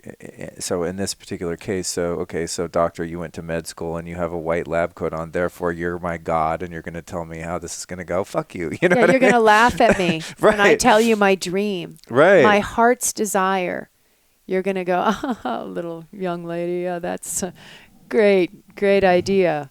Oh, isn't we'll that see cute? What happens. Yeah. No. Well, I've been through this with doctors so many Totally. times. I go in to have something checked out, and half the time, with all humility, I mean, I know more about the thing I'm going in to talk to them about than they do. Of course you do. Not because they're less intelligent. They've just been trained a different way. Yeah, they were trained a different way, and it wasn't necessary for them to learn things the way that I'm learning them, you know, so... I find that I've had to fire a lot of doctors just because they're not open-minded or they're just, like you said, disrespectful and don't want to give me time to ask questions. And it's a different model. I'm like, dude, I'm paying you here. Like, you work for me. Yeah. I have questions. If you don't have the answer, let's find them. And if not, I'm going to find someone else. It's an old way, too. You know, Yogi Bhajan talked about this. Like, he was a Piscean teacher. Okay. He was hard. I mean, I never met him, but he was a hard teacher. Like, I don't know if I would have really liked him all that much. It might not have really resonated with me. It's an old way. The Aquarian way is much more Guru's saying, you know, it's much more kind of, even if you think about the educational system and you think about how we taught kids, and like we're in a major shift right now where it's like teachers don't know even how to deal with the kids today because it's like so radically different. It's an Aquarian way. And so like this old model of even being a doctor, you know, one of my best friends is a doctor and she's the most compassionate person and she's so good at what she does. And I'll meet people and I'll say, I think she could help you. And they go and they just say, no one has ever listened to me like that. No one's ever held the space for me like that. That heals. Just your nervous system goes, wow, I'm not in a rush. And the person isn't saying, well, this isn't, I don't know what's going on. I mean, that's sort of the medical model. Like, well, we can't figure it out. All these mystery illnesses and all of this stuff. Whereas someone who's like, tell me, you know, and sees you as a full person, sees you as a mind, a body, and a soul and a spirit, and doesn't just see you with your symptoms and sees it deeper and sees your childhood in there. I mean, that's real healing. I think that's the model that we're going toward, what you and I are attracted to. And, you know, most people have never had that experience. I love what you're saying, too, about facing the reality of coming into the world and being incarnated, and then also being willing to face the terror of what happens on the other end of that. I recently saw Ram Dass's new documentary, Becoming Nobody. And, he, you know, of course, he's done a lot of hospice work and has really been someone who's gone deeply into the realm of death. And that's still not something that I've been very, very adept at facing. It's like I've not really had people near me die when I have friends at times and they have people that die. I mean, I'm compassionate, but I don't experience it in the same way because it's not something that I've been around a lot. I get it. But I do purposefully more and more contemplate the idea that this incarnation is finite. To the point, even a few years ago, I was just racing around a stupid muscle car out in the bush outside of Atlanta looking for hot springs, and I passed by a really beautiful cemetery. And I just had some time to kill, so I stopped in there. And they had a grave dug that was vacant, and no one was around. And I just thought, I wonder what that's like. And so I got in the grave, and I just laid there and stared at the sky. And it was such a beautiful experience because I realized that it wouldn't be that long until this body is doing just that. And then I'm going to be probably floating above this body and a bunch of sad people, hopefully, if I've been a good guy that garners a bunch of sad people. But it was actually, it's exhilarating in the sense that I was able to face my own mortality and not get too attached to that. But it's still uncomfortable, to contemplate that. As I'm about to turn 49 in a month, and I'm like, holy shit, You're so young. You're like that's kind of, in this paradigm, is kind of the halfway mark. Yeah. It's like, oh shit. And the same goes with birth too. And I think that's why I'm so keen on exploring the ways in which women can have birth, because it's something that hasn't happened yet. And it's scary to me to think about being a father and having it done wrong and like fucking the kid up or having a traumatic experience. Listen, and ultimately, this is what I always say, because I do end up talking to a lot of women about birthing, and people, I've attracted that kind of, because I'm so passionate about it, is that ultimately what I found was the birth is actually the child's birth. It's that soul's journey. Oh, it's not about what I want or what my partner wants. It's that soul's journey. Right. And what that soul needs is really their journey. Oh, shit. You could have the most natural birth and it could still be traumatic for the soul, and you don't know, like what that person is coming in with. But it's ultimately not about me. I get to have the experience. It's not about you. It's about, like even Guru Singh used to say about C-sections, that, women often feel a lot of grief around C-sections. I'd have women come to me weeping, like wanting natural childbirth, having a C-section for whatever reason. And I remember Guru Singh saying in a class once that actually coming through the birth canal is the most difficult thing you will ever do. Coming through is actually so hard that after that, you can do anything. It's how we start life. But some people don't need that. Some people don't need that hard thing. They come out and, the babies that come out C-section, they're like they're perfectly, they don't have the weird shaped heads and stuff like that. So that's so it's trippy. like, but when you take your own self out of it and you go, oh, there's something bigger at play here than what I want or what I think or how it should look, right? It's the same as everything, I think, in life. And it's like, my births, as much as I grew so much, in the end, it wasn't really about me. It's their entry into their, you're passing the torch, You really see that like with the thought of dying. And I can really see that, there's another generation coming behind me. You know what I mean? They don't know my grandmother, right? One day, my children's children won't know me. I mean, that's the cycle of life. And, do you remember the Kundalini yoga teacher training? There was like the death part. There was like a death meditation. I don't remember that. Okay. I couldn't do it. Like I had to sit out. I got like a migraine. Like all of a sudden, I felt like in the moment and of it, there's an actual meditation that Yogi Bhajan has that it's like, or Kundalini yoga, that you practice so that when you are at that moment of death, that if you can remember this, that you can free yourself from the fear and the constriction of what's happening in the moment. It's written really well. I understand it, but I'm not sure I can really explain it. I haven't really talked about it that much, so I can feel my lack of being able to articulate it properly. But I remember like starting it, and I remember kind of floating out of my body, and it felt quite good, but my connection to my children made me come right back. I was like, I instantly got a headache and I had to leave. Like I need to feel grounded because I'm holding, like I have this cord to these 3 people that need me. Like I can't go get wasted. You know what I mean? And right. I mean, I couldn't, you know what I mean? It kind of had that element in a little bit. And personally, I couldn't do it. Couldn't do that. It's one part that I didn't do. But I'm with you. Like the death thing is definitely something. I've had some friends pass away in the last few years, and I felt very privileged for them to allow me in to parts of the process, not the actual passing, but the process of them, and seeing what they were exploring near the end of their life is part of what I teach. Actually, it was a big inspiration on Annapurna Living. Was a friend of mine who was dying, who was really going alternatively for cancer and was really going to all these different modalities.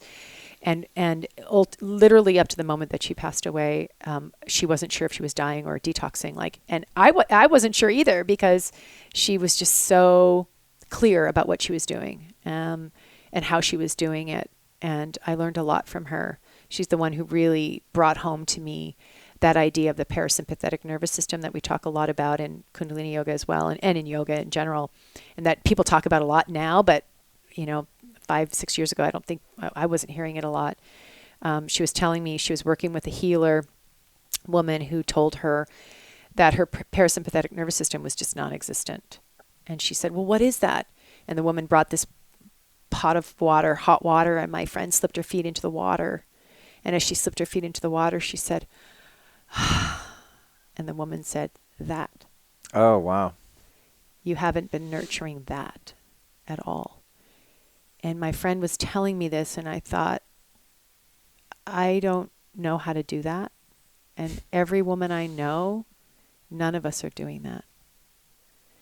And I started to really write about that. And I started to really, it's sort of what the Fierce Grace, and actually the Fierce Grace, Ram Dass had a movie. There was a documentary about his life called Fierce Grace. I don't know if you remember that. Yeah, it's amazing as well. And do you remember in the moment when he was dying, he had a stroke, and he was going towards the light, and he didn't. And he was like, he couldn't believe that he wasn't able to just let go. Like, he was questioning in that documentary. Like, he thought that he was so enlightened that it would just be effortless for him to like slip out. But he came back into the body, and now had to deal with the stroke. And I mean, that movie, I've seen that probably 25 times. Really? Oh my God. I've read everything of Ram Dass. I mean, Ram Dass, for me as a writer, I go to alternative consciousness reading the way that he writes. He expands my mind to where I literally feel high.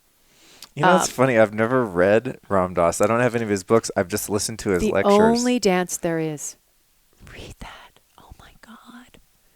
You have to. Okay. Noted. And even for relationship, it's so powerful when you just stop, he just explains and is able to just share like how we just we wear ideas, we wear masks, we think we have to be a certain way, and we expect the other person. And this is what I've learned in my 20 years of marriage, and Perfect segue. Yeah. And that's what I wanted to ask you about 20 years of marriage next. is that you want to be with someone where you can be yourself. And right back at the other person. And that doesn't mean that you have to agree or have the exact same ideas about how life should be. I mean, it's like, I think that's sort of like an idea that really keeps us from like opening to people, Like, we don't agree. My husband and I don't agree on everything. We have a real similarity in a lot of ways, and we're both really hungry for growth, right? We both really want to grow, and we want to support each other's growth. But ultimately, I think being 20 years in, I can see the ways that I wanted to control. And when I really realized, like, he needs to be him, not how I want him to be. And I don't want to be the way that he wants me to be. Like, how about discovering who we are and continuing to discover who we are and changing and growing and reinventing ourselves all the time? I mean, you don't have to go be with a new person to reinvent yourself if you're authentically reinventing yourself for you. How soon into your relationship did you become aware that you felt the inner freedom to be yourself and to let go? Well, I mean, we got married really quickly. We got married in Guru Singh's, in a session at Guru Singh's, like on a Thursday with like people there watching us get married. And we just did it ourselves. And we got married 6 months after we met each other. Wow. God, that defies all logic, guidelines of what works and what doesn't. Yep. And it's been a process. I wouldn't say that I have no idea. I think it ebbs and flows. And I think sometimes I feel like I can't be myself. And, I mean, I just think life is like that. It's just never, it's, if you can, I've learned a lot having kids, seeing how it just changes and changes and changes and changes. As soon as you get comfortable, it's like hard. Like I said earlier, hard, it gets great. I think marriage is sort of similar in that way. Because it's relationship, it's working through your stuff. It's working through that childhood stuff, a lot of it, to get to where you can say to the person when they're acting out of their wound, hey, that is that old thing. And you, what? Yeah, you know what I mean? Like that you can hear each other and not necessarily hear each other easily, but the overarching goal is growth. And growth is messy sometimes. So AKA all the time. And it's interesting. I don't know if I really feel this way anymore, but I would think about like being married. I've been married so long, and although I feel so young, and I feel like our relationship is so young, and like I feel like I've had many lifetimes with my husband, and many lifetimes I feel like I've had so many lifetimes in the last like 6 years. It's crazy. But I always envisioned that on my deathbed, I would need to be with him, that he would help me transition. I don't know how I got that, or he's quite comfortable in that, in that realm. He's not afraid of death. I grew up very afraid, and never was, we weren't around people dying. Like my grandmother, our great grandmother was ill. Like kids didn't get to go see her. It wasn't a normal part of life in the way that I grew up. And so I'm kind of busting through that a little bit. And he's more comfortable. So I used to always say, I'm going first. So I'm going to need you to like talk me through, right. The letting go at the end. Like, I don't want to hold on for dear life, Oh my God. It's intense. How have you, other than intuition and experience and trial and error, learned about parenting? Have there been teachers or books or any kind of framework that you've followed that you found to be effective? Well, I mean, I think the more connected I become to myself, the more that I know that the answers are not outside of me, and that, I've read a lot of books. I'm very into Waldorf education. I love Waldorf education, but I also feel that ultimately what my kids need is the same thing my husband and I need, and that is authentic parents, like to be authentic, imperfectly perfect, And so letting go of any perfectionism, apologizing. I mean, I've just really figured it out on my own, but I do have this woman, Natalie Christensen. She is amazing, who really helped me when it started to get really hard, like at certain parts that were more triggering for me. And she really helped me to make room for the feelings. And ultimately, it started with making room for my own feelings. So, for instance, what will happen with mothers often, and we have a course on annapurna living called Mother, that is one of my favorite offerings that we have. If you're kind of holding it together all day long, or all week long, or all month long, and your buttons are getting pushed, and you're kind of moving through it, and then at night you go to brush teeth and your kid doesn't want to brush their teeth. It's suddenly like you just go from 0 to 1,000, because you've not let that valve go throughout the day. So what I've learned from her is to acknowledge, God, that feels crappy. So somebody will say something to me, or something will happen, or I'll try on my jeans and they don't fit. If I don't acknowledge, it's just like an inner thing of, it's okay, I'm okay. Or, what you just said to me hurt my feelings. I don't even have to say it out loud. I can just say it to myself, name it, touch myself, offer myself some compassion. I don't have to blow up at the end of the day. It's when I don't do that work, it just ends up like getting to be too much. So when a child has a breakdown, meltdown, they've had a bunch of those happen to them too. They could have been for, my daughter apologized to me for something she did a year ago, and explain to me what happened in that moment for her. These are human beings, right? They're, and innocent. And, what did she say to me? Something about that she had rejected something I'd made to eat. This is years ago. And I was having a moment of feeling unappreciated, and like, I do all this, and like, I'm tired of, cooking. I was feeling that frustration. And I was having a bath, and she came back and she said to me, but she was being very like, I'm not going to, that behavior that can be quite triggering.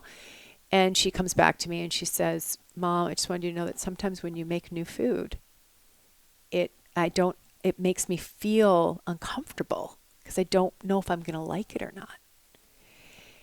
That's really valid. Yeah, that's good. Some great honesty. That's really, really valid. Yeah. And so, when you make room for that kind of stuff, you can have like real relationship, and it's like up and down and never perfect, and not projecting perfectionism onto your kids. I mean, I think that's the biggest, people get an idea of what it's going to be like having kids, and it's dangerous to project that onto them. Yeah, I think that's the view I sometimes hold is like, okay, I just need to find the right expert, teaches me how to be a parent, and then I'll just like biohack parenthood. It's like, no biohack. Damn it. What's the hack? What's the shortcut? There's no biohack, but it's like even life, like I'm all about the biohacks. Like I love it. But ultimately, there's no hack. Right? Yeah. Well, there's, there's like, I'm saying like at the core, you know what I mean? At the core, there is you and you, you with you and you with the universe, and like that dance, and all these things are so amazing. We need our blue blocks very shortly. I love it. And, I love all these, I love them all, but ultimately like my own connection to myself. If I don't have that going, none of that stuff works. So my commitment to myself starts with how can I be more connected to myself? And I go, weeks and months not feeling connected, but I catch myself pretty quickly now. But I think that there's no hack for parenting. There's nobody that's going to come show you how. I'm getting that sense. Yeah. But it's incredibly humbling and an incredible experience because it's human beings. It's having relationship with human beings. Well, it's exceedingly rare that I meet someone that legitimately regrets having kids. I actually met someone recently, and they said, you know what, if I could do it again, she's a very lovely person, I'm sure loves her kids to death, but she said, if I could do it again, I don't think I would have kids. I was like, shit, no one ever either says that or admits it, but that's so rare, even guys that aren't like the parenting type that I know that have kids even though were unplanned, once the kid's born, they're like, oh my God, it changed my life. It's the best thing ever. You got to do it. I mean, that's the universal experience, I would say, is that it's life's greatest gift. Yeah, I remember working with Suzanne Plachette. Do you remember Suzanne Plachette? She's an actress. And she was the wife in, oh gosh, I forget the show, but she's amazing.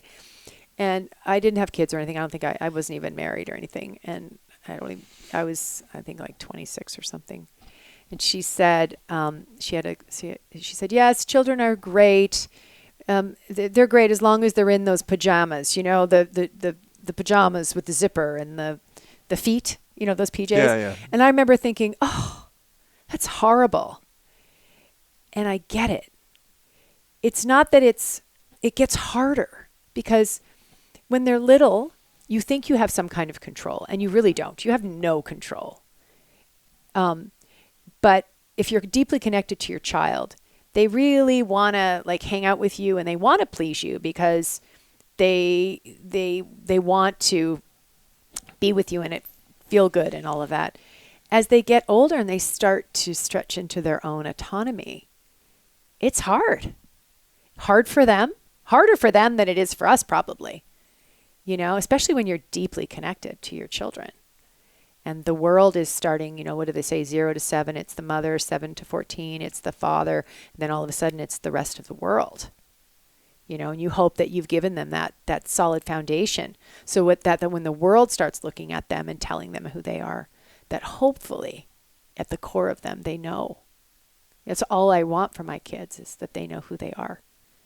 And, how do you do that? Well, you make sure you're doing that work on yourself, right? And that's why parenting is so incredible, because you have to dig deep. You have to. Anybody who tells you that, it's like there's it's so beautiful and so juicy and just nothing like it. And then it just challenges you in ways that are so beautiful. Really. Yeah. I mean, I'm super grateful. I remember with my third, I did a tally and asked people if they said 2 boys. They were 2 years apart. And I was like, should we have another one? We had had a miscarriage. It was really hard. I wasn't sure, like I'm 41, 40, 41 is going to be easy to get pregnant. I wasn't sure, and I asked everybody who had 2 if they wished they'd had one more. And everyone said yes, except my mom. My mom had a boy and a girl, and she just loved having just 2. And so I said to my husband, we got to try one more. Just if it's meant to be, it'll be. We got pregnant like the first time we tried. Damn. Yeah. She wanted to come, Yeah. and that's the thing too. Souls are coming through. It's not, the thing I get concerned about with the medicalization of it all, and, a lot of fear that women get put on them about fertility, and a lot of it rightly so, due to probably our toxic world that we're living with, that women miss out sometimes on the soul aspect. That, does the soul want to come? Does the soul want to come to you and your partner? It's not, there's something mystical and magical about it, that I see, that I experienced. And I hope that we don't medicalize the crap out of it so much that we lose that, because that would be a real shame. But, I don't know. Have to honor the unseen hand. Yeah. The big plan. That's the thing. I like what you're saying about how they're not your kids. These are entities that have chosen you as the vehicle by which to come here and have this experience. It's a completely different way. And it's cliche, right? It's like there's like poems about it. And I remember people like sending it to me, and I'd be like, I had my babies like strapped onto me. I slept with them. I mean, I was like, these are my kids. Like I would have taken, a hit like over and over and over again, like every mother would for their children. But as it kind of has progressed, I can just, it's clarity that comes with experience, don't necessarily know it. You have to feel you're so attached to your baby when they're born, because they need you to be. Yeah. You're the father is just falling in love with the baby because they need you to fall in love with them. It's like, it's incredible. Yeah. Well, our audience today has fallen in love with you. I have no doubt. Oh, sweet. Thank you. It was fun. I think it's a good point to wrap it up on a nice positive kind of reincarnation tip. Yeah. You've taught me a bunch today, as all my guests do. I'm so privileged to have such fascinating conversations with people. You might know this is coming because you said you listened to the show, but who have been 3 teachers or teachings that have influenced your life that you might be able to point our listeners to go study up on? Definitely Ram Dass, for sure. The Only Dance There Is. I think that's what it's called. That was very instrumental. And the documentary Fierce Grace. I think it's just got a lot of real nuggets of consciousness in there. Definitely Guru Singh. For those listening, he's been on the show as well. I don't remember the number, but if you search Luke Story Guru Singh, you'll find it somewhere. And I'll say with him Paramatma Siri Sadhana, because they're both Kundalini yoga teachers, and they've been really instrumental in my Kundalini yoga consciousness expansion. And then Natalie Christensen, who is this woman who's taught me a lot about making room for my feelings. And I had no idea that kind of work would be so transformative. But she has I think it's called the Center for Emotional Education. But it's very simple work and life-changing to make room for your feelings. So I would recommend, she has very accessible price point, like offerings that are just so reasonable. She and her husband do it together, and they're just incredibly gifted at what they do. Cool. Yeah. Thanks for the resources. Yeah. And where can we find you on social media, websites, et cetera? Anything you want? AnnaPurnaliving.com. is my website. And then I'm on Instagram. I'm on Carrie-Anne Moss, and I have an Instagram, Carrie-Anne Moss, and then I have Love Annapurna Living. I'm sporadic on there because I have to actually take it off my phone, the app, so that I don't spend too much time down that rabbit hole. So I'm definitely not. I'm not super active there. You're my hero. I want to learn how to do that. I really struggle with the phone thing. Yeah, it's hard. Oh my God. I'm really bad too. I'm so addicted to that stupid thing. I know we all are. I'm with you. But Instagram, it's hard to get someone else to do it for you. For me, it's like a very personal expression and way to connect with people. Well, and it's your work. I mean, I don't have. It's like hard to outsource that particular thing, I feel like. Yeah, but what would happen if you're not on, if would it really make it active? Yeah. I mean, I have to just let that go, for myself. But what you do is different, so it's a different thing. So I think discipline comes in where you have to have like parameters, or you just go down that rabbit hole. You have to, and I mean, I try to do that, and it's very difficult. This is a very addictive.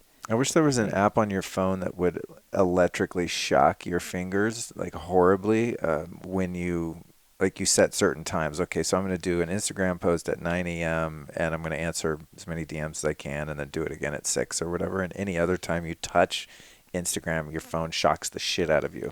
I just put that thing on my phone, on Instagram in the top right-hand corner. It tells me when I'm up for an hour. Right. I just push. That's okay. Totally, yeah, that's okay. Totally. I got time today. But God. Usually, what I just go, and when you have kids, you really notice this. But it doesn't just take having kids. It's like your whole life is happening, like right here, right now. What the do I need to be staring at this thing? I mean, what the heck? And we're all doing it. Yeah. And I feel kind of like an old lady like saying this, but I just feel like we just have to have some kind of accountability with each other to like go, okay, let's come together, put them away, and let's come together and really have face to face. Even when you're having face to face, you're like, oh yeah, I read this. Oh, let me look. I want to show you. Oh, that quote, I want to show you. It's like, no, like put them away and just have some time, just some time. Yeah. I actually find in relationship, it's much easier to not use my phone because there's interaction and engagement there. And if you both can agree, like, let's not be that couple that's, so bored of each other that they lay in bed and ignore each other while they're on their phone. It's cool if you're with someone that's on board, like, yeah, you know what? They have this awareness around the phone. Like, let's hang. But that can even, that novelty can wear off too, right? Like after years and stuff. I mean, it's like discipline, I think. Yeah. It's important. Yeah, it's good to have support for people that are aware. Totally. Yeah, like any of my friends that hear this, I'm giving you the right to bust my chops when I'm on my phone too much. And I think I think Paramatma said this to me because I was really triggered by my children when they started to use devices, and we didn't have them for the kids when they were little, and it really changed the dynamic of our family for sure. Like, I mean, I know the difference, And she was like, yeah, I remember when I was a kid and I would go on road trips. She said, and our parents would just pull off the car and they'd say, just go, just like run around. And she goes, maybe you can do that with devices where you just go, just go for it. Because like as I was leaving and my middle son was on his video game and, I see him see me and he's like he has a charge. He's nervous. He has a charge because of how I feel about it. That I don't want to put on him. That's shame that I'm putting on him. That's, and I am doing my best, but I'm triggered. This is a trigger for me. This is where I'm saying this is like, you're constantly, so when you look at somebody that you just adore and you see that look of like, you go, oh, I don't want to do that to that person. I love him, but I also don't want him on the device all the time. So we're going to communicate, find something that works for both of us. This is how we're going to do it. And then it's going to go over onto one side and then we're going to hash it out again and find a new way. And you know what I mean? That's the dance of it. The device dance of parenting. It's brutal. Well, thank you so much for your time. Thank you for having me. Yeah, good to have you over. And Cookie's been loving on you the whole interview here. Those of you She's my amp coil. Yeah. Needs an amp coil when I got I got this Totally. cutie All right. pie. Well, until we meet again, thanks for coming on. Thanks.